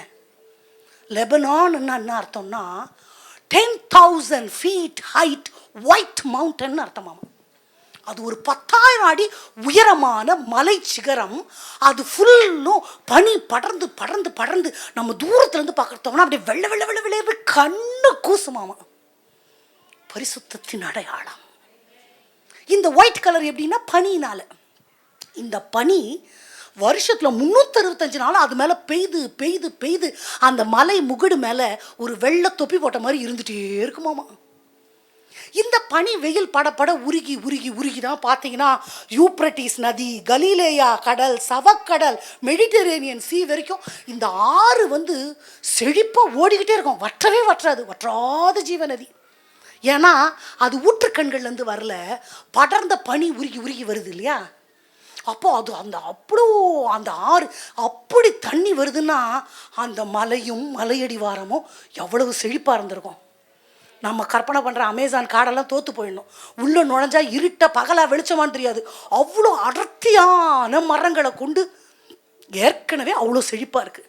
அங்கே வளருகிற தேவதாரு தான் ரொம்ப ரொம்ப costliest, finest, super first quality தேவதாரு மரம். கேதுரு மரங்கள், தேவதாரு விருட்சங்கள். சாலமோன் ஆலயம் கட்டும் போது இங்கேருந்து தான் வெட்டி வெட்டி வெட்டி பேரலாக கொண்டு போனாராம் ஆலயம் கட்ட. அந்த பனி நிமித்தம் அந்த இடம் அப்படியே குழு குழு குழுன்னு கொடைக்கானல், ஊட்டி மாதிரி கோடை வாசஸ்தலங்கள் மாதிரி கிளைமேட் இருக்கிறதுனால சாலமோனுக்கு அங்கே ஒரு அழகான கெஸ்ட் ஹவுஸ் கட்டி வச்சுருந்துருக்கிறாரு. சாலமோன் தான் பெரிய ஹீரோவாச்சே இல்லை, போய் ஜாலியாக குழு குழுன்னு உட்காந்து என்ஜாய் பண்ணியிருக்கிறாரு. ஏற்கனவே அதுக்கு செழிப்புக்கு பஞ்சம் இல்லை, தேவதாரு விருட்சங்களுக்கு பஞ்சம் இல்லை, குளுமையான கிளைமேட்டுக்கு பஞ்சம் இல்லை. ஊறுப்பட்ட ஆசீர்வாதத்தின் உள்ளடக்கமாய் பரிசுத்தத்தின் அடையாளமாய் வாழுகிற லீபனோனை பார்த்து ஆண்டவர் சொல்லுகிறார், லீபனோனுக்கு தான் நான் பெண்ணை ஒப்பிடுறேன். இன்றைக்கு நான் பேச நினச்சது வேற, ஸ்ட்ராங் ஹோல்ஸ் பற்றி, பெண்களுடைய சிந்திக்குள்ளே இருக்கிற ஸ்ட்ராங் ஹோல்ஸை பற்றி தான் நான் ப்ரிப்பேர் ஆனேன். ஆனால் இங்கே எனக்கு வரும்போதே எனக்கு ஏசப்பா என் மனசில் சாப்பிடவே வேண்டாம், நம்ம ஜெபம் பண்ணணும். அக்கா வீட்டுக்கு வந்து சாப்பிடாமல் இருக்க முடியுமா? ஆனால் அவங்க புரிஞ்சுக்கினாங்க. எங்கள் வீட்டுக்கார் புரிஞ்சிக்கவே இல்லை. ஐயோ நீ தயவு செய்து சாப்பிடு. மனசுக்குள்ளே அப்பாலே போப்பா, இது ஆண்டவர் சித்தம்பா, ஆனால் சொல்லலை. அப்படி சரி சரி சரி சரின்னு வச்சுட்டேன். நீ கொஞ்சோண்டு சாப்பிட்டுக்கோப்பா, சாப்பிடாமல் இருக்காத. சரி சரி. ஆனால் ஆண்டவர் வந்து அக்காட்ட கொஞ்சம் நேரம் பேசிட்டு, அக்கா நான் போய் ஜெபம் பண்ணுறேன். பேசும்பொழுது நான் ப்ரிப்பேர் பண்ணதே இல்லை. ஆண்டவர் சம்மந்தமே இல்லாமல் லீபனோனுக்கு இந்த பெண்களை ஒப்பிட்டு ஆண்டவர் எனக்கு காட்டுகிறார். இந்த லீபனோன் பரிசுத்தத்தின் அடையாளம், செழிப்பின் அடையாளம், பெருக்கத்தின் அடையாளம், பலனின் அடையாளம், வலிமையின் அடையாளம். பலமான மரங்களை உற்பத்தி பண்ணுகிற ஸ்தலம் எது? லெபனோன். பெண்களை ஆண்டவர் அப்படி தான் படைச்சார். நான் சொன்னேனா வலிமை, சொன்னேனா ரத்தினம் மாதிரி காஸ்ட்லி, எல்லாமே நான் சொன்னேன். ஸோ செழிப்பான ஒன்றை பார்த்து ஆண்டவர் நீ மறுபடியும் நீ உனக்கு ஒரு ஃபால் டவுன் இருக்குது, உனக்கு ஒரு இழப்பு இருக்குது. அந்த இழப்புக்கு அந்த இழப்புக்கு என்ன காரணம்? நீங்கள் வீட்டில் போய் படித்து கொள்ளுங்க, நேரம் நமக்கு ரொம்ப குறைவாக இருக்குது. இந்த ஏசாயா 29 புஸ்தகத்தில் 24 வசனங்கள் இருக்கும். இப்போ நீங்கள் இப்போ படிக்க வேண்டாம். 29வது அதிகாரத்தில் எத்தனை வசனம் இருக்குது? 24 எப்படி 3 பிரிக்கலாம்? 8 8 8 8 8 3 8 24. முதல் 8 வசனங்கள் வந்து அவங்க தண்டனையில் எப்படி கஷ்டப்படுறாங்கன்னு இருக்கும். பெருமூச்சு விடுறாங்க, மணலில் இருக்கிறாங்க, புலம்புறாங்க, எதிரிகள் இருக்கிறாங்க, தரைமட்டம் ஆயிட்டாங்க, அவங்க பட்ட கஷ்டமெல்லாம் இருக்கும். அதெல்லாம் படித்தா ஒரு பெண் தான் வாழ்க்கையில் ஒரு தடவையாவது அந்த நிலையை தொடாமல் இருந்துட்டாங்கன்னா பெரிய விஷயம்னு தோணும். எனக்கு ஒரு வலி கிடையாது, ஒரு மனசு வருத்தம் கிடையாது, ஒன்றுமே கிடையாது. சிறகடித்து உயரே உயரே நான் பறப்பேன் அப்படி யாராவது சொல்ல முடியுமா? இது செட்டைகளை விரிக்கும் காலம், உயரங்களில் பறக்கும் காலம். இது செட்டைகளை விரிக்கும் காலம், உயரங்களில் பறக்கும் காலம். உன்னதரின் மகிமை என்மே உதிப்பதால் உயரங்களில் பறந்திடுவே. உன்னதரின் மகிமை என்மேல் உயரங்களில் பறந்திடுவேன். சொல்லுவோமா? உயரே உயரே உயரே நான் பறப்பேன். உயரே உயரே உயரே நான் பறப்பேன். உயரே உயரே நான் பறப்பேன். உயரே உயரே உயரே நான் பறப்பேன். இது செட்டைகளை விரிக்கும் காலம், உயரங்களில் பறக்கும் காலம். இது செட்டைகளை விரிக்கும் காலம், உயரங்களில் பறக்கும் காலம். ஆக்ஷன் பண்ணுங்க. உன்னதரின் மகிமை என் மேல் உதிப்பதால் உயரங்களில் பறந்திடுவேன். ஆக்ஷன் பண்ணணும். உன்னதரின் மகிமை என் மேல் உதிப்பதால் உயரங்களில். இன்னொரு தடவை சொல்லுவா. உயரே உயரே உயரே உயரே நான் பறப்பேன். உயரே உயரே உயரே நான் பறப்பேன். உயரே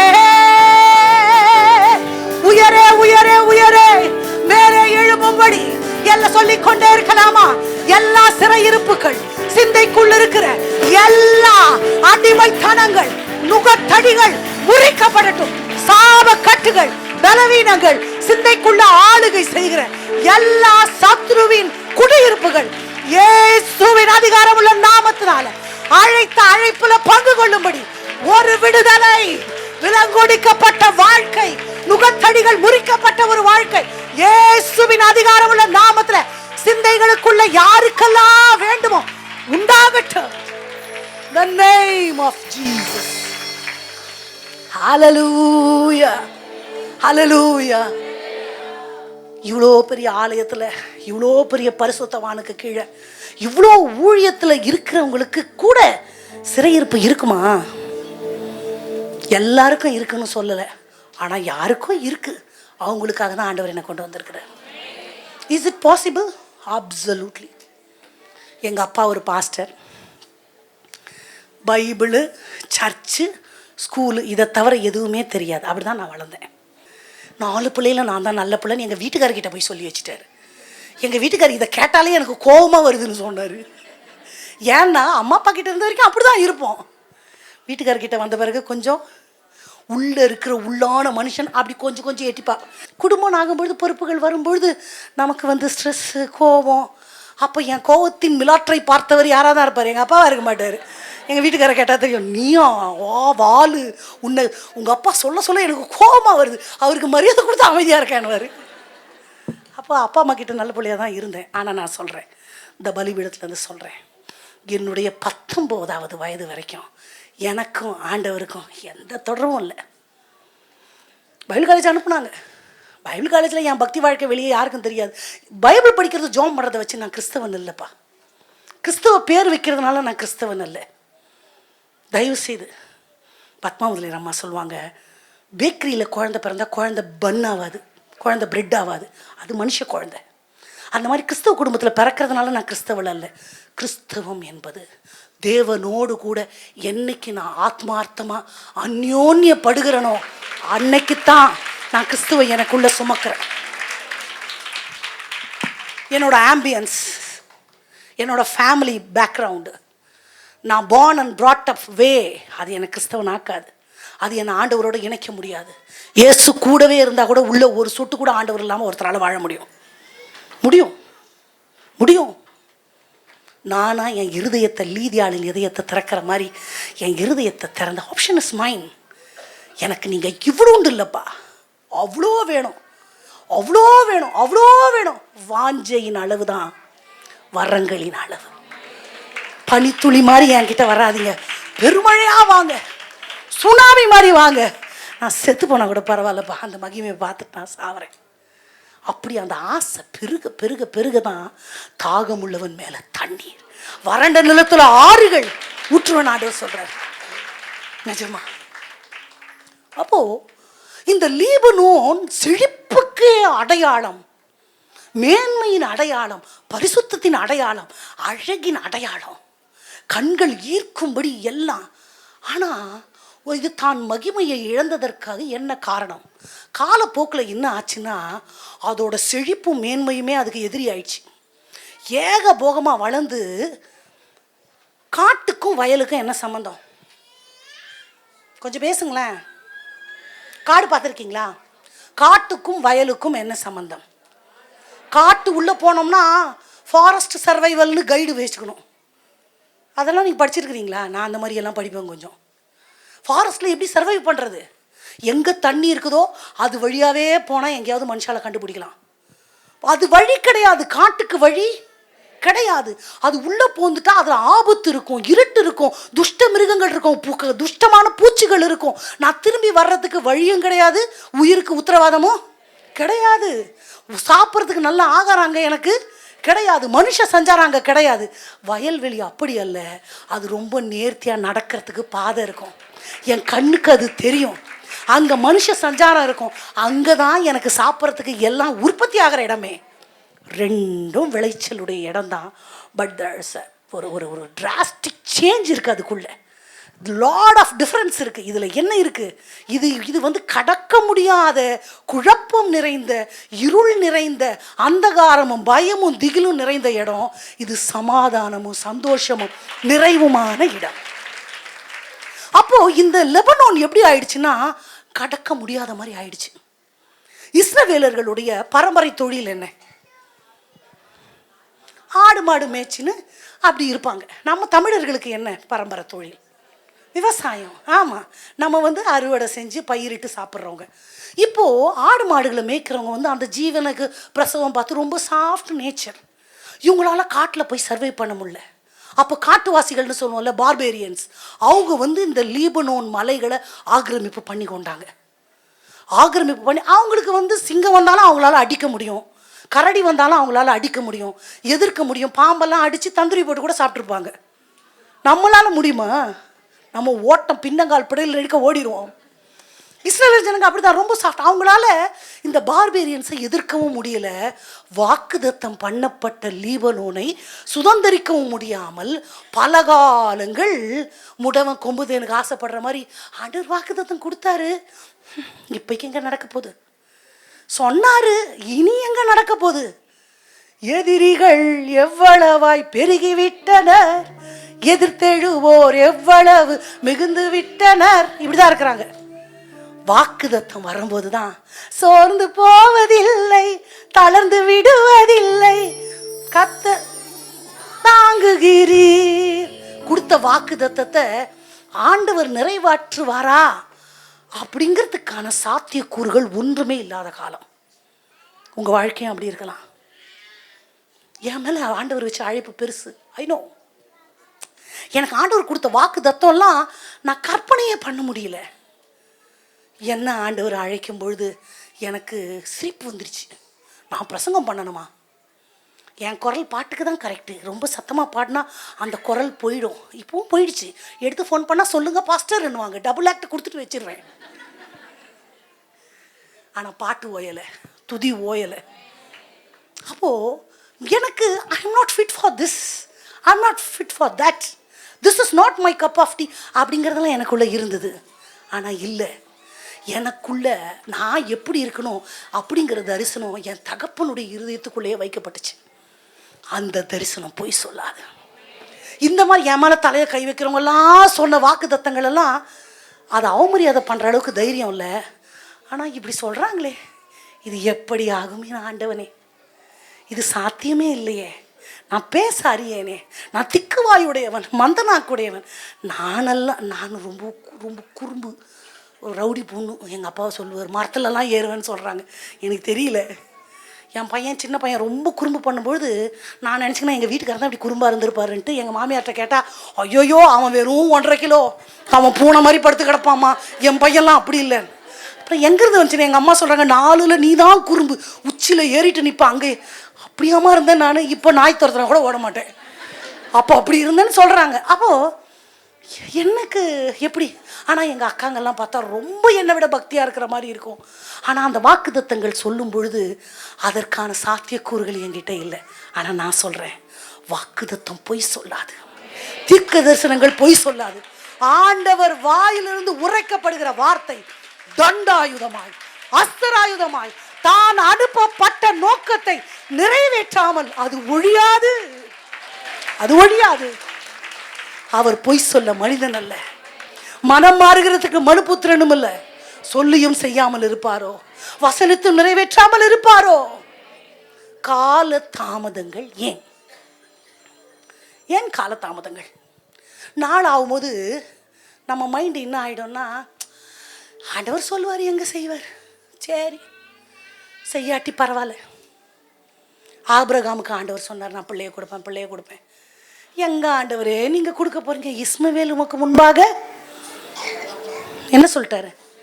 இனி எனக்கு சாராளுக்கு வயசாயிடுச்சு, அவ ஆயாவா பாட்டி ஆயிட்டா, நானும் தாத்தாவாயிட்டேன். இனி நீங்கள் கொடுத்து நான் எங்கே? கால தாமதங்கள் விசுவாசத்தை கொஞ்சம் என்ன பண்ணும், குறைச்சிக்கிட்டே வரும். அதனால காத்திருக்கிற காலங்களை கர்த்தரோடு செலவு பண்ணால் மட்டும்தான் விசுவாசம் குறையாது. Faith honours God, God honours faith. விசுவாசம் தேவனை கனப்படுத்தும், தேவன் விசுவாசத்தை கனப்படுத்துறார். அதனால இருதயத்தில் நடக்காதுன்னு தோணுச்சுன்னா நிச்சயம் நடக்கும், நிச்சயம் நடக்கும். சுற்றி உள்ள கண்கள் அதை பார்க்கும். எங்க பார்க்கும்? 20 வருஷம் ஆச்சு. நிச்சயம் நடக்கும், நிச்சயம் நடக்கும். சுற்றி உள்ள கண்கள் சொல்லலாமா? என் தேவனால் உயருவேன், தேவனால் வளருவேன், என் தேவனால். விசுவாசமா சத்தமா இன்னொரு தடவை சொல்லுவோமா? தேவனால், தேவனால் நிச்சயம் நடக்கும், நிச்சயம் நடக்கும். சுற்றி உள்ள கண்கள் இதை பார்க்கும். நிச்சயம் நடக்கும், நிச்சயம் நடக்கும். சுற்றி உள்ள கண்கள் அதை பார்க்கும். நான் முடியாது என்ற போது, நான் முடியாது என்ற போது முடியும் என்றாரே. மனம் தளர்ந்த போது திடன் கொள் என்றாரே. முடியாது என்ற போது முடியும். ஓ, மனம் தளர்ந்த போது கர்த்தரின் அருகில் நின்று நான் உனக்காய் யாவும் செய்வேன், உன் தேவை பார்த்து கொள்வேன் என்றாரே. கர்த்தரின் அருகில் நின்று தேவை பார்த்து கொள்வேன் என்றாரே. வெளியெல்லாம் சொல்லுவாங்க, இந்த ஆண்டவர் நம்பி நம்பி என்ன நடந்துச்சு? நீ சொல்லிட்டே தான் இருக்கிற. அந்த ஏவுகணைகள் கூட பரவாயில்ல, என் இருதயத்திலேருந்து தோணும், ஆமால நான் தகுதி இல்லையோ ஆண்டவரே? இல்லை இல்லை இல்லை, தகுதியை பார்த்தலாம் ஆண்டவர் கொடுத்துருந்தா நீங்களும் நானும் இந்த ஆனந்த பாக்கியத்தை பெற்றிருக்கவே முடியாது. எந்த தகுதியும் பார்க்காம தமது கிருபையை தாராளமாக ஆண்டவர் அருளினதின் காரணம் இந்த மகத்துவமான தெய்வத்துக்கு நம்ம சேவகம் எழுதி கொண்டு இருக்கிறோம். அல்லேலூயா. அப்போ இந்த லீபனோன் இப்படி தனது மகிமையை இழந்து, தான் அழைத்த அழைப்பின் நோக்கத்தை இழந்து, மறுபடியும் ஒரு எழுப்புதல் வேணும்னு காத்து கிடக்கிறதற்கு வேதத்தில் கிட்டத்தட்ட ஒரு 1, 2, 3, 4 விதமான 5 விதமான குற்றச்சாட்டுகளை ஆண்டவர் காட்டுகிறார். அந்த 5ல் 1ஆவது நம்மக்கிட்ட இருக்கும் அப்படின்னு நான் நினச்சேன். எங்கிட்ட கூட இருந்துச்சு. இல்லை ஆண்டவரே வேண்டாம், அந்த மனநிலை இருந்துச்சுன்னா எனது மகிமை அழைத்த அழைப்பின் நோக்கத்தை நான் இழக்க நேரிடும். வாக்குதத்தம் என் வாழ்க்கையில் தள்ளி தள்ளி போய்கிட்டே இருக்கும். அதை மட்டும் டக்கு டக்குன்னு படிக்கலாம். எரேமியா எழுதின தீர்க்கதரிசன புஸ்தகத்தின் 22ல் 10வது வசனத்தை வாசிக்கலாமா? மரித்தவனுக்காக அழ வேண்டாம், அவனுக்காக பரிதபிக்கவும் வேண்டாம். சிறைப்பட்டு போனவனுக்காகவே அழுங்கள், அவன் இனி திரும்பி வருவதும் இல்லை, தன் ஜனன பூமியை காண. ஏசாயா 29 தானா? ஏசாயா 29 மன்னிக்கணும். ஆகையால் ஆபிரகாமை மீட்டு கொண்ட கர்த்தர் யாக்கோபின் வம்சத்தை குறித்து, இல்ல கர்த்தர் உங்கள் மேல், ஏசாயா 29:10, கர்த்தர் உங்கள் மேல் கண்ணனித்திரையின் ஆவியை வரப்பண்ணி உங்கள் கண்களை அடைத்து ஞான திருஷ்டிக்காரராகிய உங்கள் தீர்க்கதரிசிகளுக்கும் தலைவர்களுக்கும் முக்காடு போட்டார். இந்த வசனத்துக்கு ரொம்ப பெரிய விளக்கம்லாம் எனக்கு சொல்ல தெரியாது. எனக்கு ஆண்டவர் என்ன சொன்னாரோ அதை உங்களுக்கு சொல்லிட்டு போகிறேன். இப்போ என்னன்னா, இந்த நமக்குள்ள என்ன வருதுன்னா, கனநித்திரையின் ஆவி அப்படின்னா என்ன? ஒரு மந்த நிலை, ஒரு லெத்தர்ஜிக் பிஹேவியர். அவங்க அந்த வசனத்தை மறுபடியும் படிக்கலாம். உங்கள் மேல் கனம் தெரியும், உங்கள் கண்களை அடைத்து. கண்கள் என்ன பண்ணுமா? அடைக்கப்படும். அது என்ன, கண்ணை மூடி இருட்டா இருக்கிறது இல்லை, தூக்கம் வரும்போது கண்ணு என்ன பண்ணும், அந்த மேலே இருக்கிற இமை போய் போய் போய் போய் போய் எங்கே வந்துடும், கீழே வந்துருச்சுன்னா கீழே உலகத்துக்குரிய, மனுஷிகத்துக்குரிய, உலக சந்தோஷத்துக்குரிய இந்த உலகம், மனுஷன், வாழ்க்கை, சரீரம், பணம், பொருள், இது மேலேயே தான் கண் இருக்கும். அவர்கள் கண் சொருகி போன குருடர்கள். குருடன்னா கண்ணு தெரியாது, கண்ணு சொருகுதுன்னா கீழே போயிடும், கீழே மட்டும்தான் பார்ப்பாங்க. அவங்களுக்கு உலக பிரகாரமான ஆடம்பரம் மட்டும்தான் வேணும், அவங்களுக்கு உலக ஆசீர்வாதம் மட்டும்தான் வேணும், உலக சந்தோஷம் மட்டும்தான் வேணும். கண்ணை கொஞ்சம் கூட இப்படி ஏறெடுத்து பரத்துக்குரியவைகளை பார்க்கவே மாட்டாங்க. அதுதான் கன நித்திரை. கண்கள் அடைக்கப்படுவது, கண்கள் சொருகி போகிறதுன்னா உன்னதத்தினுடைய காரியங்கள் மேலே ஆசையே இருக்காது.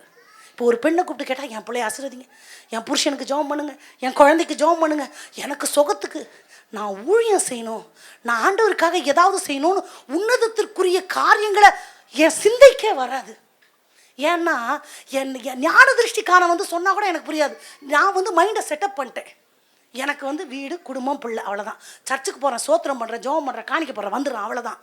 ஊழியம் யார் செய்வா? அது பாஸ்டர் செய்வார், பாஸ்டர்மாலாம் செய்வாங்க. அப்படிதான் நினைக்கிறோம். இதுதான் கண் சொருகி போன நிலை, இதுதான் கண் சொருகி போன நிலை, இதுதான் கனநித்திரையின் நிலை. நான் சொன்னால் கூட ஊழியமெல்லாம் நான் செய்ய முடியுமா? எனக்குன்னா தெரியும், எனக்கெல்லாம் ஒன்றும் தெரியாது. நான் இப்போலாம் பரலோகம் போனால் போதும், பரலோகம் கண்டிப்பாக போயிடுவோம். ஊழியம் செஞ்சால் தான் பரலோகம் போவோம்லாம் இல்லை, நம்ம சுத்த இருதயமாக ஆண்டவரை சேவிச்சா பரலோகம் போயிடலாம். ஆனால் பூமியில் வாழும் பொழுதே ஆண்டவர் எனக்கு என்ன லீபனோனை போல் நான் வாழணும்னு வச்சிருக்கிறாரு. நான் என் செழிப்பை இழந்து மகிமையை, மேன்மையை நான் இழந்திருக்கிற காரணம் என்ன? கண் எனக்கு சொருகி போச்சு, கண்ணு திறக்கவே மாட்டேங்குது. எங்கே போய் இந்த சத்தியத்தை சொன்னாலுமே யாருக்குமே விளங்க மாட்டேங்குது. கண் சொருகி போன நிலை நம்பர் 1. அடுத்து இப்போ 12வது வசனம், அல்லது வாசிக்க தெரியாதவனிடத்தில் புஸ்தகத்தை கொடுத்து நீ இதை வாசி என்றால் அவன் எனக்கு இதை வாசிக்க தெரியாது. வேத வசனம் புரியாது, வசனம் கேட்க பிடிக்காது. நமக்கு ஆட்டம் பாட்டம் பிடிக்கும், வர்ஷிப்பு பிடிக்கும், அப்படி டூர் போகிறது பிடிக்கும், ஆராதனைலாம் உற்சாகமாக நிறைஞ்சு 3வது வானத்துக்கு போயிடுவோம். ஆனால் பிரசங்கம் பண்ண ஆரம்பித்த உடனே என்ன வரும்? ஆமாம், அது லிட்ரலாக பிசாசு. உங்களுக்கு வந்ததே இல்லையா? எனக்கும் நல்லா வரும். பிரசங்கம் பண்ணும்போது வராது, உட்காந்து கேட்கும் போது வரும். உஷாராயிடணும், கையில் சுடுதண்ணியை சூடாக வச்சுக்கணும், இல்லைன்னா சில்லுன்னு வச்சுக்கணும், ஒரு நோட்டு வச்சு எழுதணும். ஆண்டவர் எனக்கு என்ன, அந்த மூளைக்கு வேலை கொடுத்து வர்ற தூக்கத்தை கெடுத்து எழுதிக்கிட்டே இருக்கணும். நீங்கள் ட்ரை பண்ணுங்கள். வசனம் மட்டும்தான் என்னை தேவனோட தொடர்புடையதாக்கும். வசனம் ஒன்று தான் என் சிந்தைகளை தெளிவுபடுத்தும். என் சிந்தைக்குள்ளே இருக்கிற எல்லா அடிமைத்தனங்களை உடைக்கிற வல்லமை வார்த்தைக்கு தான் இருக்குது. நான் ஆராதனை எனக்கு ரொம்ப பிடிக்கும். நான் பாட்டுக்காரியாக தான் இந்த உலகம் ஃபஸ்ட்டு என்னை பார்த்துச்சு. ஆனால் நான் சொல்கிறேன், வசனத்துக்கு ரொம்ப முக்கியத்துவம் கொடுக்கணும். அது இருபுறமும் கருக்குள்ள பட்டயம், எந்த பட்டயத்தை காட்டிலும் மேலானது. அந்த வசனமாகிய விதை தான் என்னை சாரமுள்ளவளாக்கும், என் சிந்தைகளை தெளிவாக்கும், எனக்கான நோக்கத்தை நிறைவேற்றும். அதுதான் ஆண்டவர் வாயிலிருந்து டைரெக்டாக வர்றது. அப்போது வசனங்களை புரியுதோ புரியலையோ, வசனத்தை வாசிக்கணும். எனக்கு புரிய மாட்டுது, எனக்கு தெரிய மாட்டுது, எனக்கு தூக்கம் வருது. அந்த டைம் தான் படம் வரைஞ்சி எங்கெல்லாம் வசனம் கேட்குதோ. ஆனால் ஆண்டவர் பிள்ளைங்களுக்கு சொல்கிறேன், we have to be very attentive to hear the word of God. ஒரு வார்த்தையும் எனக்கு எனக்கு எனக்கு ஒரு ஆமேன் அல்லேலூயா அதுக்கு கூட அர்த்தம் இருக்குது. ஆண்டவர் அவ்வளோ, அவர் சமூகத்தில் கிடைக்கிற எல்லாமே எனக்கு நான் எடுத்துக்கணும். இந்த வார்த்தையும் எனக்கு தான், இந்த வார்த்தையும் எனக்கு தான். அந்த வார்த்தையில் தான் வல்லமை இருக்குது. ரைட். அடுத்து ஒரு குற்றச்சாட்டு என்னன்னா 13வது வசனத்தை வாசிக்கலாம். ஜனங்கள் தங்கள் வாயினால் என்னிடத்தில் சேர்ந்து தங்கள் உதடுகளினால் என்னை கனம் பண்ணுகிறார்கள், அவர்கள் இருதயம் எனக்கு தூரமாக்கப்பட்டிருக்கிறது. நான் சொல்றேன், வாயில ஆண்டவருக்கு உயர்த்துற துதி இருக்கு, ஆனா இருதயத்திலிருந்து வர மாட்டேங்குது. எல்லா நேரத்துலயும் இல்லை, சில நேரங்கள்ல. ஆனா ஆண்டவர் உத்தம இருதயத்தை ரொம்ப எதிர்பார்க்கிறார். உங்களுக்கு ஒன்று தெரியுமா? நான் ஒரு ரெக்கார்டிங்காக போயிருந்தேன். அது செக்குலர் ஸ்டுடியோ. அந்த ஸ்டுடியோ யார் யாரோ ஸ்டார் கூடலாம் அவார்டெல்லாம் வாங்கியிருக்கிறாரு.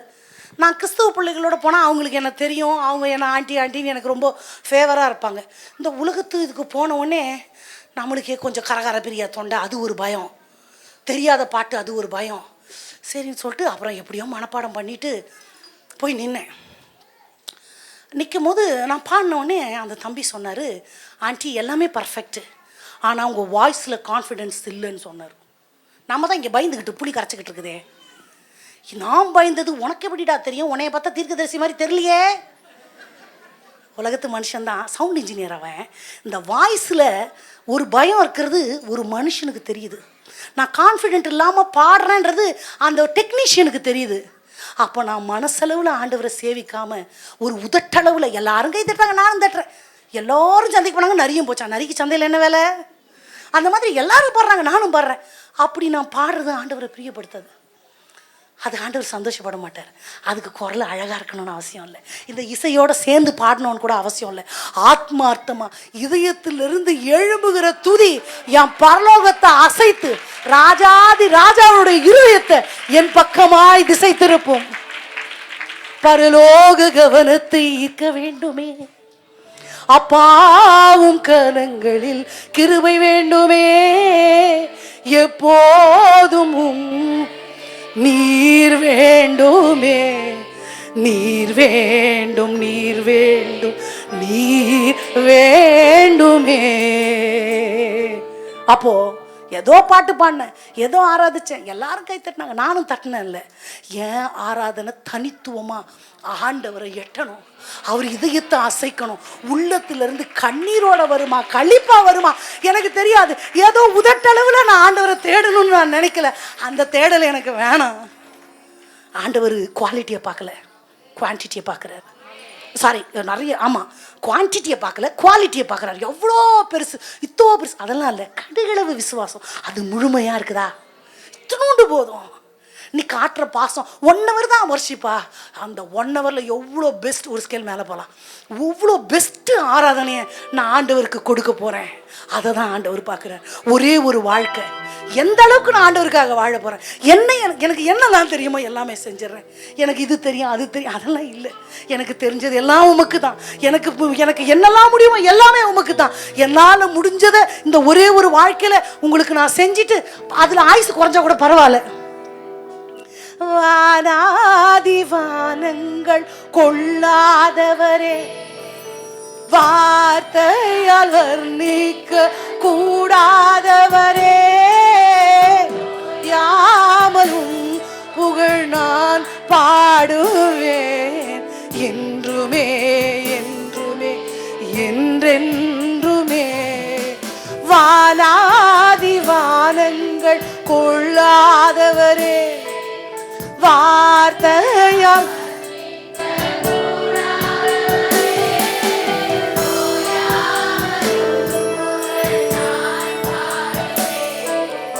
இன்றுமே என்றென்றுமே.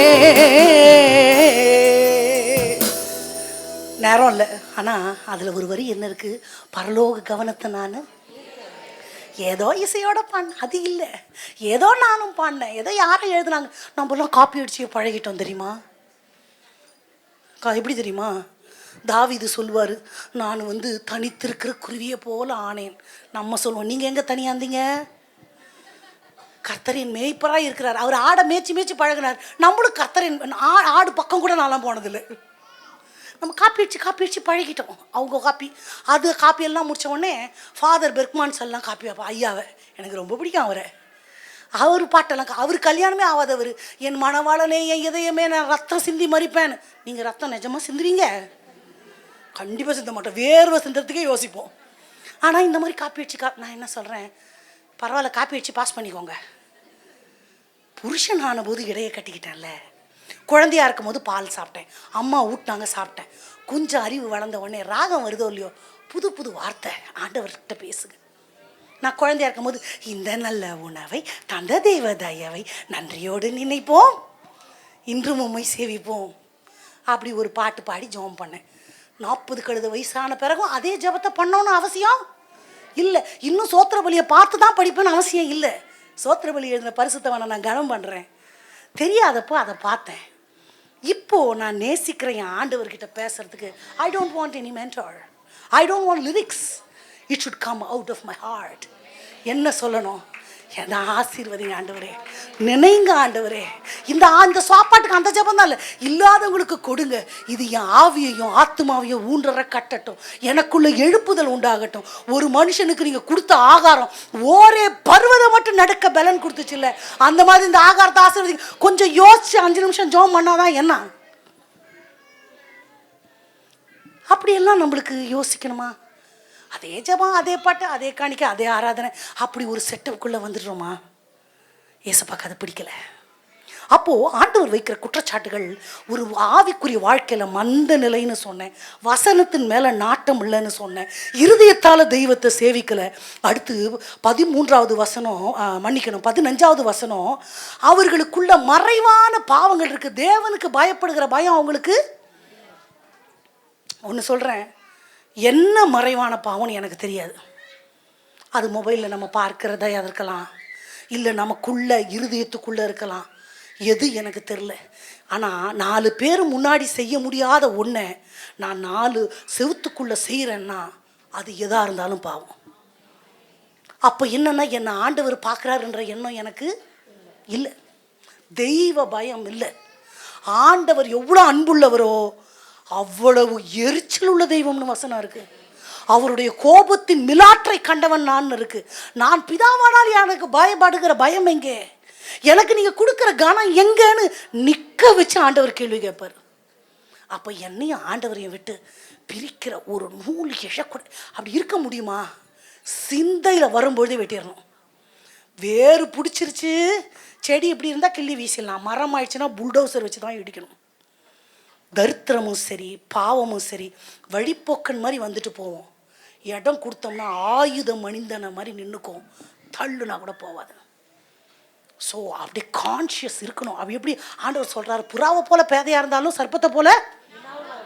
அப்போது நான் ஆண்டவர் என்னை பார்க்குறாருன்ற பயம் என்னை விட்டு போயிடுச்சுன்னா வாக்குத்தத்தம் என் வாழ்க்கையில் நிறைவேறாது. இந்த விதமான குற்றச்சாட்டுகள். அடுத்து நேரம் இல்லாதனால நான் வேகமாக போடுறேன். 14வது வசனத்தில் பார்த்தோன்னா மாறுபாடு உள்ள இருதயம். இப்போ இது எல்லாத்துலையும் நம்ம பாஸ் பண்ணிட்டாலும் இந்த மாறுபாடு உள்ள இருதயத்தில் எங்கேயாவது ஒருத்தர் நம்ம சிக்கிக்குவோம். ஆண்டவர் மேலே நான் காட்டுற பாசத்தில் ஐ ஹாவ் அ காம்ப்ளெக்சிட்டி. திடீர்னு ரொம்ப ஆவியில் நிறைஞ்சிடுறது, அப்புறம் அப்படியே கொஞ்சம் வர மாமி கழுத தேஞ்சு அப்படி ஆவறது, அப்புறம் ஒரு எழுப்புதல் அடையிறது, ஒரு கஷ்டம் வந்தால் ரொம்ப நெருங்கிறது, அப்புறம் நல்லா ஆகிட்டதான், இல்லைனா சந்தோஷமாக இருக்கும்போது நெருங்கிறது, இல்லைனா அப்படியே இல்லை. ஆண்டவர் நான் அவர் கூட தேவைக்காக நான் ஆண்டவரை யூஸ் பண்ணணும்னு ஆண்டவர் என்ன நினைக்கல, தேவைக்காக நான் ஆண்டவர் இடத்துல போகணும்னு நினைக்கல. ஆண்டவரோடையே நான் வாழணும், அவரோட சிலுவையில் அறையப்படணும், அவரோட உயிர் தெழணும், அவரோட ஆளுகை செய்யணும். பின்னி பிணை புடிஞ்சவங்க கை தட்டுறாங்க, மற்றவங்களுக்கு புரியல போல. கை தட்டுங்கன்னு சொல்லி தட்டினா அது வேஸ்ட். உங்கள் இருதயத்தை தொட்டுச்சுன்னா நீங்களா தட்டணும், அதுதான் உண்மையான தட்டுதல். அப்போது என்னை ஆண்டவர் அழைச்சது ஒரு பக்தி உள்ளவளா நான் பக்தி வாழ்க்கை வாழணும்னு அழைக்கல, அவரோடு கூட வாழணும், அவரோடு கூட மனவாட்டியா, அவரோடு கூட உறவு கொள்ள, அதற்கு தான் ஆண்டவர் அழைத்திருக்கிறார். நம்ம ஆராதனைக்கு வரும்பொழுது நம்ம ஆராதனை சொல்கிறோம், ஆண்டவரை தேடுற தேடல் சொல்கிறோம், ஜெபிக்கிறோம் சொல்கிறோம். ஆனால் வேதத்தில் 59 முறைகளுக்கு மேலாய் தேவ தேடலுக்கு கொடுக்கப்பட்ட வார்த்தை என்ன தெரியுமா? தொழுகை. தொழுகைனா உங்களுக்கு என்ன ஞாபகம் வருது? இந்த மாதிரி ஒரு அழகான ஆலயம், அப்படியே சாஷ்டாங்கமாக 24 மூப்பர்களும் வணக்கமாக பரலோகத்தில் பணங்கிற வணக்கம் ஞாபகம் வரலாம். சரி, அதெல்லாம் விட்டுரு. ஆராதனைன்னா ஞாபகம் வருது பாட்டு, இசை, கை தூக்குறது, நிறையா பாட்டு பாடுறது, கை தட்டுறது, அந்நிய பாஷை பேசுறது, இதெல்லாம் ஞாபகம் வருது இல்லையா? ஒரு மனுஷன் தெய்வத்தோடு தொடர்பு கொள்ளுகிற உறவாடுதலுக்கு வேதத்தில் பெரும்பான்மையாய் பயன்படுத்தப்பட்ட வார்த்தை தொழுகை. தொழுகைனவனே எனக்குமே சாஷ்டாங்கம் செய்ய வாரி, சாஷ்டாங்கம் செய்ய வாரும், சாஷ்டாங்கம் செய்ய வாரும் ஏ சுவை, அப்படியே வணங்கி பயபக்தியோட எல்லாரும் எழுந்து நிற்போம். ஏஞ்சிடாதீங்க, எல்லாரும் கைகளை உயர்த்துவோம், ஹalleluya. இதான் ஞாபகம் வருது. உண்மையா தொழுகைனா அப்படியே தெய்வத்து மேலே உள்ள அந்த பயபக்தியை பாடி லாங்குவேஜில் காட்டுறது, அப்படியே குரல் அப்படியே மெல்லோ டவுன் பண்ணி ரொம்ப ரொம்ப ரொம்ப ரெவரன்ஸாக அப்படி தானே தோணுது. அந்த வார்த்தையின் எபிரேய பதம் என்னன்னா பிரஸ்குனாயோ. இது சாக்லேட் பேர் மாதிரி இருக்குல்ல. பிரஸ்குனாயோ அப்படின்னா என்ன அர்த்தம்னா, ஒரு வீட்டில் ஒரு நாய்க்குட்டி வளர்க்குறாங்கன்னு வைங்களேன். ஒரு ஓனரு ஒரு நாய்க்குட்டியை வளர்க்குறாரு. அந்த நாய்க்குட்டியை விட்டுட்டு அவர் வெளியூட்டுக்கு ஒரு நேரம் போயிட்டார். 10 நாள் கழிச்சு வந்தால் அந்த நாய்க்குட்டி அவரை பார்த்து என்ன பண்ணும்? என்னெல்லாம் பண்ணும்? சத்தம் போடும், ஓடும், மேலே ஏறும், புறாண்டு நெகத்தை வச்சு பீறி வைக்கும், மூஞ்சியில் கூட நக்கி வச்சிரும். ஆமாவா இல்லையா? அந்த நாய்க்கு தெரியாது அவர் அவ்வளோ பெரிய அத்தாரிட்டின்னு. அந்த நாய்க்கு தெரியாது. அவர் போட்டிருக்கிற கோட்டு 30,000 40,000 கோட்டுன்னு தெரியாது. நான் கையை அழுக்காக இருக்குன்னு தெரியாது. தன்னை வேலைக்காரன் குளிக்க வைக்கல நாத்தம் அடிச்சிட்டு இருக்கிறோம் தோணாது. அந்த நாய்க்கு அந்த பாசத்தை நான் முதல்ல நக்கிறது அவருக்கு பிடிக்குதான்னு கூட அந்த நாய்க்கு தெரியாது. போய் அவர் மேலே உருண்டு கொஞ்சி இந்த காட்டுதில் இந்த பாசம், இதுதான் பிரஸ்குனாயோ. அப்போ ஆண்டவர் என்கிட்ட எவ்வளோ எதிர்பார்க்குறாரு. நான் ஏதோ பக்தின்ற வாழ்க்கையோட பயம் வேணும், தேவனுக்கு பயப்படுகிற பயம் நிச்சயமாய் வேண்டும். ஆனால் நான் ஆராதிக்கும் போது அவரோட ஒன்றரை கலந்து, உலகத்து பாடுகள் என்னை பிரிக்காது, உலகத்து கஷ்டங்கள் என்னை பிரிக்காது. நான் ஆண்டவரோடு உள்ள உறவிலிருந்து வலிய தண்ணீர்களோ அக்கினியோ சமுத்திரமோ எதுவுமே, தேவதூதன் வானத்திலிருந்து இறங்கி வந்தா கூட அவர் மேல் உள்ள அபிஷேகம், அவர் மேல உள்ள ஆசையில, அவர் மேல உள்ள ஐக்கியத்துல நான் அவர் மேல கொண்ட நேச அனலை அவிக்கவே முடியாது. அந்த மாதிரி ஆண்டவர் மேல நான் பாசத்தை கொட்டணும்னு ஆண்டவர் எதிர்பார்க்கிறார். நான் என்ன பண்றேன்? நீங்க பாத்தீங்கன்னா பரிசுத்தவான்கள் எல்லாம் உமது பாதத்தை முத்தமிட்டு வாழ்த்துகிறோம் ஜெபிப்பாங்க. நம்ம அப்படி பண்றோமா? நம்ம மாடர்ன் சில்ட்ரன் ஆயிட்டோம். ஹாய் டேடி பாய் டேடி மாதிரி இல்லை. ஒருத்தி வந்து பாதங்களை கழுவுகிறா, கண்ணீரில் நனைக்கிறா, நலதமெனு தைலத்தை ஊற்றுகிறா, தன் கூந்தலால் துடைக்கிறா, முத்தமிடுகிறாள். The world criticize. இவ்வளோ காஸ்ட்லியாக she is wasting. How can she touch a man? நிறைய அலிகேஷன்ஸ். ஆண்டவர் யாருக்கு சப்போர்ட் பண்ணுறாரு? நீ செய்யலப்பா, she did. அப்போ ஏசப்பாக்கு அது பிடிச்சிருக்கு, ஏசப்பாக்கு அது ரைட்டு. நான் எத்தனை பேர் நான் ஜபத்தில் ஆண்டவரே உங்களை முத்தமிடுறேன்னு சொல்லியிருக்கிறோம். நம்மளுக்கு வெக்கம், என்ன வெக்கம்? ஏசப்பாக்கு கொடுக்காம யாருக்கு கொடுக்கறது? உம்மை அல்லாமல் எனக்கு யாருண்டு, உம்மை அல்லாமல் எனக்கு யாருண்டு. நான் நேசிக்கிறதுக்கு என்னோட பாசம் விளையாடப்பட்டதுன்னு அவர் நினைக்கிறார். அந்த பாசத்துக்கு நான் ஆண்டவருக்கு தான் நான் கொடுப்பேன். ஏன்னா எனக்கு அவர் நிறைய செஞ்சார். என்னிடத்துல அவர் முந்தைய அன்பு கூர்ந்தார். அல்லேலூயா. அப்போ ஆனா ஆண்டவர் இப்போ இத்தனை குற்றச்சாட்டு வைக்கிறாரு. எல்லாமே பாசத்துக்கு ஏங்குற குற்றச்சாட்டு தான். ஆமாவா? அப்படி நினைக்கிறார்.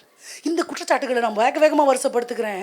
ஆவிக்குரிய வாழ்க்கையில் ஒரு மந்த நிலை, வசனத்தின் மேலே நாட்டம் இல்லை, இருதயத்தில் ஆண்டவரை சேவிக்கல, வாயின் வார்த்தைகள், அடுத்து ஆண்டவருக்கு பயப்படுகிற பயம் இல்லை, அடுத்து வந்து ஆண்டவர் மேலே காட்டுற பாசத்தான் தேவைக்குன்னா ரொம்ப தேடிக்கிறோம், வேண்டான்னா கருவேப்பிலை மாதிரி ஒதுக்கி வச்சுக்கிறோம்.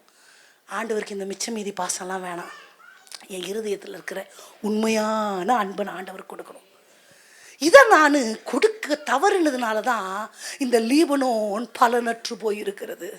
செழிப்புக்கென அழைக்கப்பட்ட லீபனோன் சிறைபிடிக்கப்பட்டிருக்கிறது. காட்டு மிராண்டிகளால் அது சூழப்பட்டிருக்கிறது. வாக்குதத்தம் கொடுக்கப்பட்டது உண்மை. இஸ்ரவேல் ஜனங்களுக்கு என்று ஆண்டவர் வாக்குதத்தம் பண்ணது உண்மை. ஆனால் அந்த வாக்குதத்தத்தை சுதந்திரிக்க முடியாதபடிக்கு சத்ரு அவைகளை கொள்ளை கொண்டு போனான். உங்க சந்தோஷத்தை பிசாசு கொள்ளை கொண்டு போயிருக்கிறான். உங்க சமாதானத்தை பிசாசு கொள்ளை கொண்டு போயிருக்கிறான். உங்க ஆரோக்கியத்தை பிசாசு கொள்ளை கொண்டு போயிருக்கிறான். 100% என் உடம்புல ஒரு கஷ்டம் இல்லைன்னு யாருமே சொல்ல முடியாது. 30 வயதை தாண்டின பெண்களுக்கு நிறைய பேருக்கு சரீரத்தில் அசௌகரியங்கள். ஆண்டவர் சந்தோஷத்தை கொடுக்கிறவர், சாத்தான் சந்தோஷத்தை எடுக்கிறவன். ஆண்டவர் சமாதானம் கொடுக்க கொடுக்க கொடுக்க ஆண்டவர் எடுக்க எடுக்க ஒரு பிசாசு. அந்த பிசாசுக்கு அந்த அந்த வாய்ப்பு கிடைக்கிறது இந்த குற்றச்சாட்டுகளால். இதை நான் சரி பண்ணி கொள்ளும் பொழுது முதல்ல ஆண்டவர் சொல்றாரு, லீபனோன் செழிப்பான அது காடு, கடக்கக்கூடாத காடாய் இனி இருப்பதில்லை, எதிராளி அதை ஆளுகை செய்வதில்லை. வாக்குதத்தத்தின் தேசத்தை ஆண்டவர் தமது பிள்ளைகளுக்கு கொடுப்பேன். இழந்த சீருக்குள்ள ஆண்டவர் என்னை வழி நடத்துவார். அல்லேலூயா. அப்போ என்கிட்ட ஆண்டவர் என்ன எதிர்பார்க்கிறாரு தெரியுமா? ஆண்டவருக்கு நான் என்ன செய்ய போறேன்? எல்லா பெண்களுக்கும் நான் இதை தான் சொல்றேன். ஏதோ பாட்டு பாடணும், ஏதோ வீட்டில் ஜெபம் பண்ணணும், ஏதோ வந்தோம், போதும்னு நிறுத்திடாதீங்க. போதுன்ற எண்ணமே வேணாம். வியாபார கப்பல் சாகிற வரைக்கும் உழைச்சிக்கிட்டே இருக்கணும், ஓடிக்கிட்டே இருக்கணும், மூச்சு இருக்கிற வரைக்கும். இந்நாட்கள் முடியும் வரை, ஜீவன் பிரியும் வரை, சுவாசம் ஒழியும் வரை உம்மையே ஆராதிப்பே, உம்மையே. இப்போ ஒரு நோட் மேலே போய்க்கலாம். நம்ம எல்லாம் நான் ஆண்டவருக்கு நான் சொல்கிறத நல்லா கவனிக்கணும். நான் சொன்னேன்னு தயவு செய்து ஏஞ்சி நின்றாதீங்க. மனுஷனை பிரியப்படுத்தி நான் சந்தோஷப்பட்டு போயிடுவேன், வேஸ்ட்.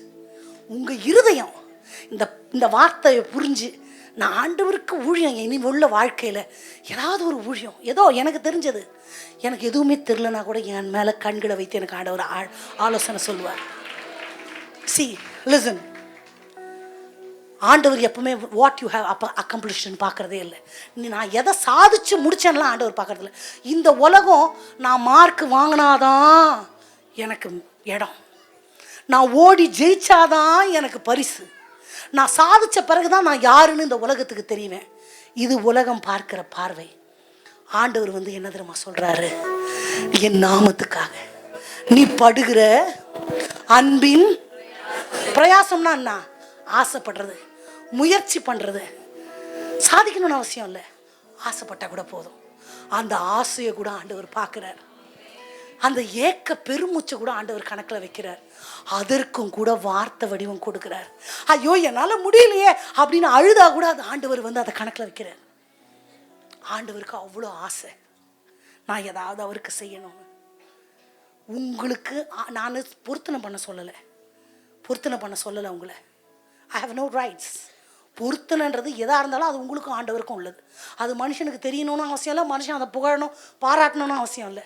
வெளியே தெரிகிற பொருத்தனையை விட தெரியாத பொருத்தனைக்கு மரியாதை ஜாஸ்தி ஆண்டவர் பார்வையில். நீங்கள் பொருத்தனை பண்ண கூட சொல்லலை, ஆசை நான் ஏதாவது ஆண்டவருக்கு செய்யணும். நான் ஆண்டவர் மேலே காட்டுற பாசம் ஆண்டவருக்கு பத்தலை, நான் இன்னும் பாசம் காட்டணும். என் மனசெல்லாம் நிறைய ஆசை இருக்குது, ஆனால் எனக்கு வெளிப்படுத்த கூட சில நேரம் தெரியல. எனக்கு நிறைய வாக்குத்தத்தம் கொடுத்துருக்காரு, நிறைவேறல. நீங்கள் சொல்கிற குற்றச்சாட்டு எனக்கே தெரியாம கூட எனக்குள்ளே இருக்கும்னா ஆண்டவரே என்னை நீங்கள் பயன்படுத்தணும், நான் உமக்காக ஏதாவது செய்யணும் அப்படின்னு ஆசைப்பட்டால் மட்டும் யாரையும் பார்க்காம நீங்களும் ஆண்டவரும்னா நீங்கள் எழுந்து நிற்கணும். எல்லாரும் கண்களை மூடும் பொழுது நான் ஆண்டவருக்கு செய்ய ஆசைப்படுறேன் ஏதாவது ஒரு ஊழியம், என்ன எனக்கு தெரியுமோ, அது சின்னதாக இருக்கலாம் பெருசாக இருக்கலாம், அது உலக பார்வைக்கு பெருசாக தெரியலாம் சின்னதாக தெரியலாம், டசன்ட் மேட்டர். நான் ஏசப்பாக்கு ஏதாவது ஒன்று என் வாழ்க்கையில் செய்யணும். ஜெபமும் ஊழியம்தான், பாடலும் ஊழியம்தான், அந்நிய பாஷை ஊழியம்தான், அடுத்து உங்களுக்கு சுவிசேஷம் சொல்கிறது உண்மை ஊழியம்தான், சாட்சி சொல்கிறது, ஒரு கலச தண்ணி மட்டும் கொடுத்தாலும் ஊழியம்தான், பாஸ்டரோட கைகளை தாங்கி பிடிக்கிறதும் ஊழியம்தான். ஆசைப்படுறவங்க உடனடியாக ஏஞ்சி நில்லுங்க, பரலோகம் உங்களை பார்க்கிறது. தயவு செய்து மனுஷனுக்காக வேண்டாம். ஆண்டவர் எல்லாருக்குள்ளேயும் அந்த அபிஷேகத்தை வச்சிருக்கிறார். இன்னைக்கு இன்னும் கொஞ்சம் எண்ணெய் ஊத்த போறார், இல்லைன்னு சொல்லலை. ஏற்கனவே ஆவிக்குரிய தகப்பனால விதைக்கப்பட்ட விதை பலன் கொடுத்துருக்கு. அது 30 60 இருக்கலாம். இன்னைக்கு ஆண்டவர் இன்னும் கொஞ்சம் அபிஷேகத்தை ஊற்ற போகிறார். இன்னும் கொஞ்சம் இன்னும் அதிகமாக இருதயத்தில் இருக்கிற எல்லா ஆசைகளுக்கு ஆண்டவர் இன்றைக்கு அது மேல ஒரு அபிஷேகத்தை ஊற்றும் பொழுது அது கொழுந்து விட்டு எரியும். உனக்கு கிடைத்த இறைவனின் கொடையை கொழுந்து விட்டு எரிய செய் மகளே, உனக்கு கிடைத்த இறைவனின் கொடையை கொழுந்து விட்டு எரிய செய்மகளே, உனக்கு கிடைத்த இறைவனின் கொடையை கொழுந்து விட்டு எரிய செய்மகளே, உனக்கு கிடைத்த இறைவனின் கொடையை கொழுந்து விட்டு எரிய செய்மகளே. கேட்கலாமா?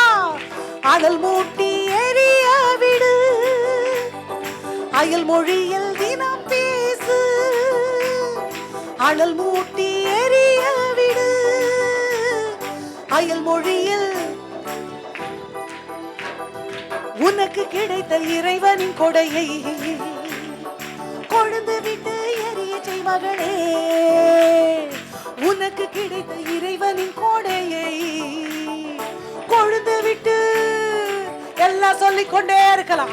அந்நிய பாஷையின் அடையாளத்தை பெற்ற பிள்ளைகள் அந்நிய பாஷையில பேசுங்க. ஆண்டவர் நுகத்தடிகளை முறிக்கிற நேரம், கட்டுகளை அவிழ்க்கிற நேரம், பிணையல்களை முறிக்கிற நேரம், பலவீனங்கள் பலமாய் மாற்றப்படுகிற நேரம், சத்துரு எரிகிற அக்கினி ஆஸ்திரங்கள் நிர்மூலமாகிற நேரம், எல்லா பலவீனத்தின் கூறுகள் இயேசுவின் அதிகாரமுள்ள நாமத்துல பிள்ளைகளை விட்டு வெளியேறுவதாக.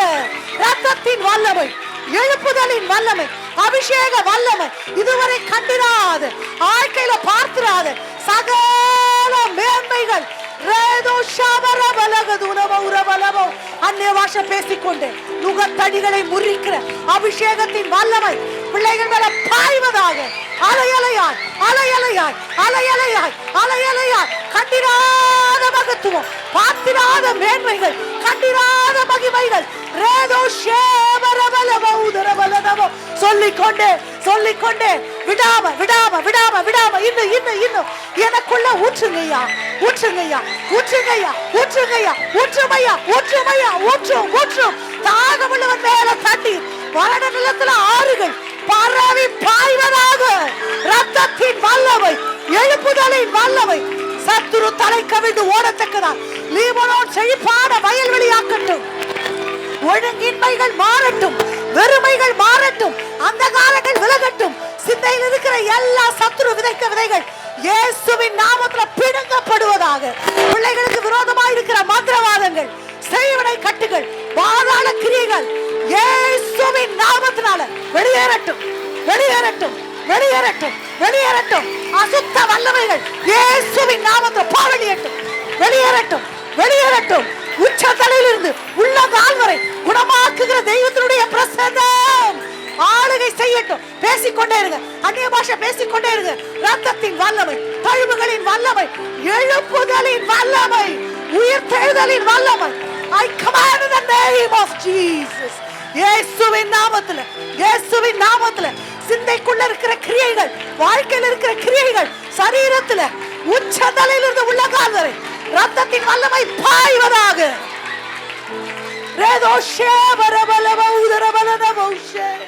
வசன சாரம் உள்ளது, வசன சாரம் உள்ளது. சாரமுள்ள வசனம் இறங்கினபடினால தேவனுடைய ஆவியானவர் ஊழி செய்து கொண்டிருக்கிறாரு. ஹல்லேலூயா ஹல்லேலூயா.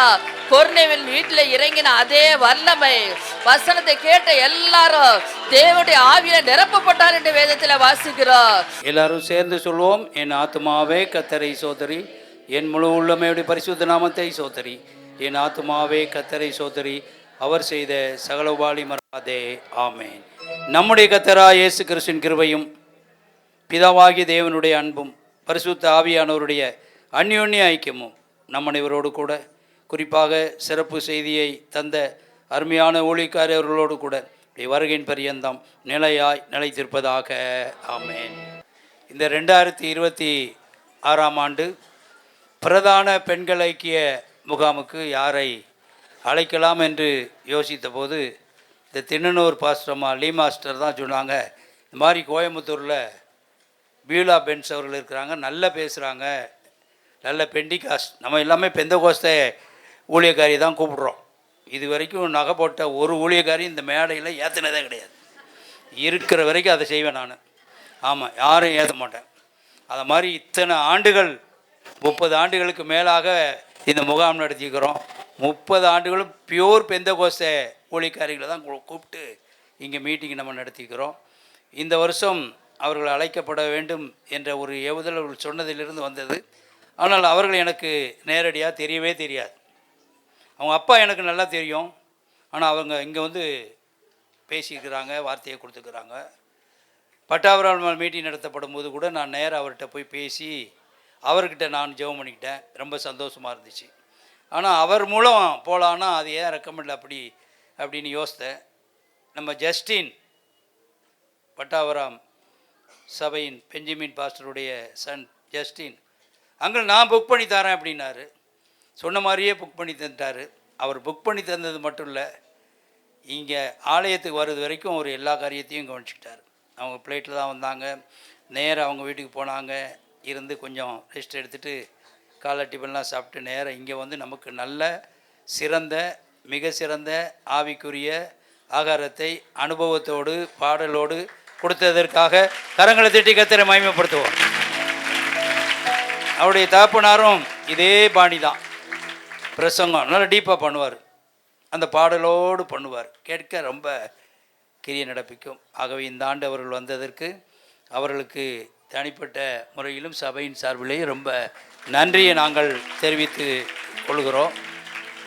அவர்களை நீங்கள்லாம் மீடியாவில் அடிக்கடி பார்த்துருப்பீங்க. நான் மீடியாவில் பார்க்கவே இல்லை. அதுக்கப்புறம் ஒரு நாள் ஒருத்தர் போட்டு காமிச்சாங்க. அப்போ பார்த்தேன்.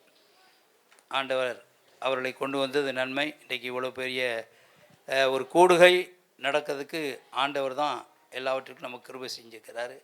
இந்த வெயில் மத்தியிலும் வெயிலை பாராதபடிக்கு நீங்கள்லாம் வந்ததற்கு உங்களுக்கு ரொம்ப ரொம்ப ரொம்ப ரொம்ப நன்றி.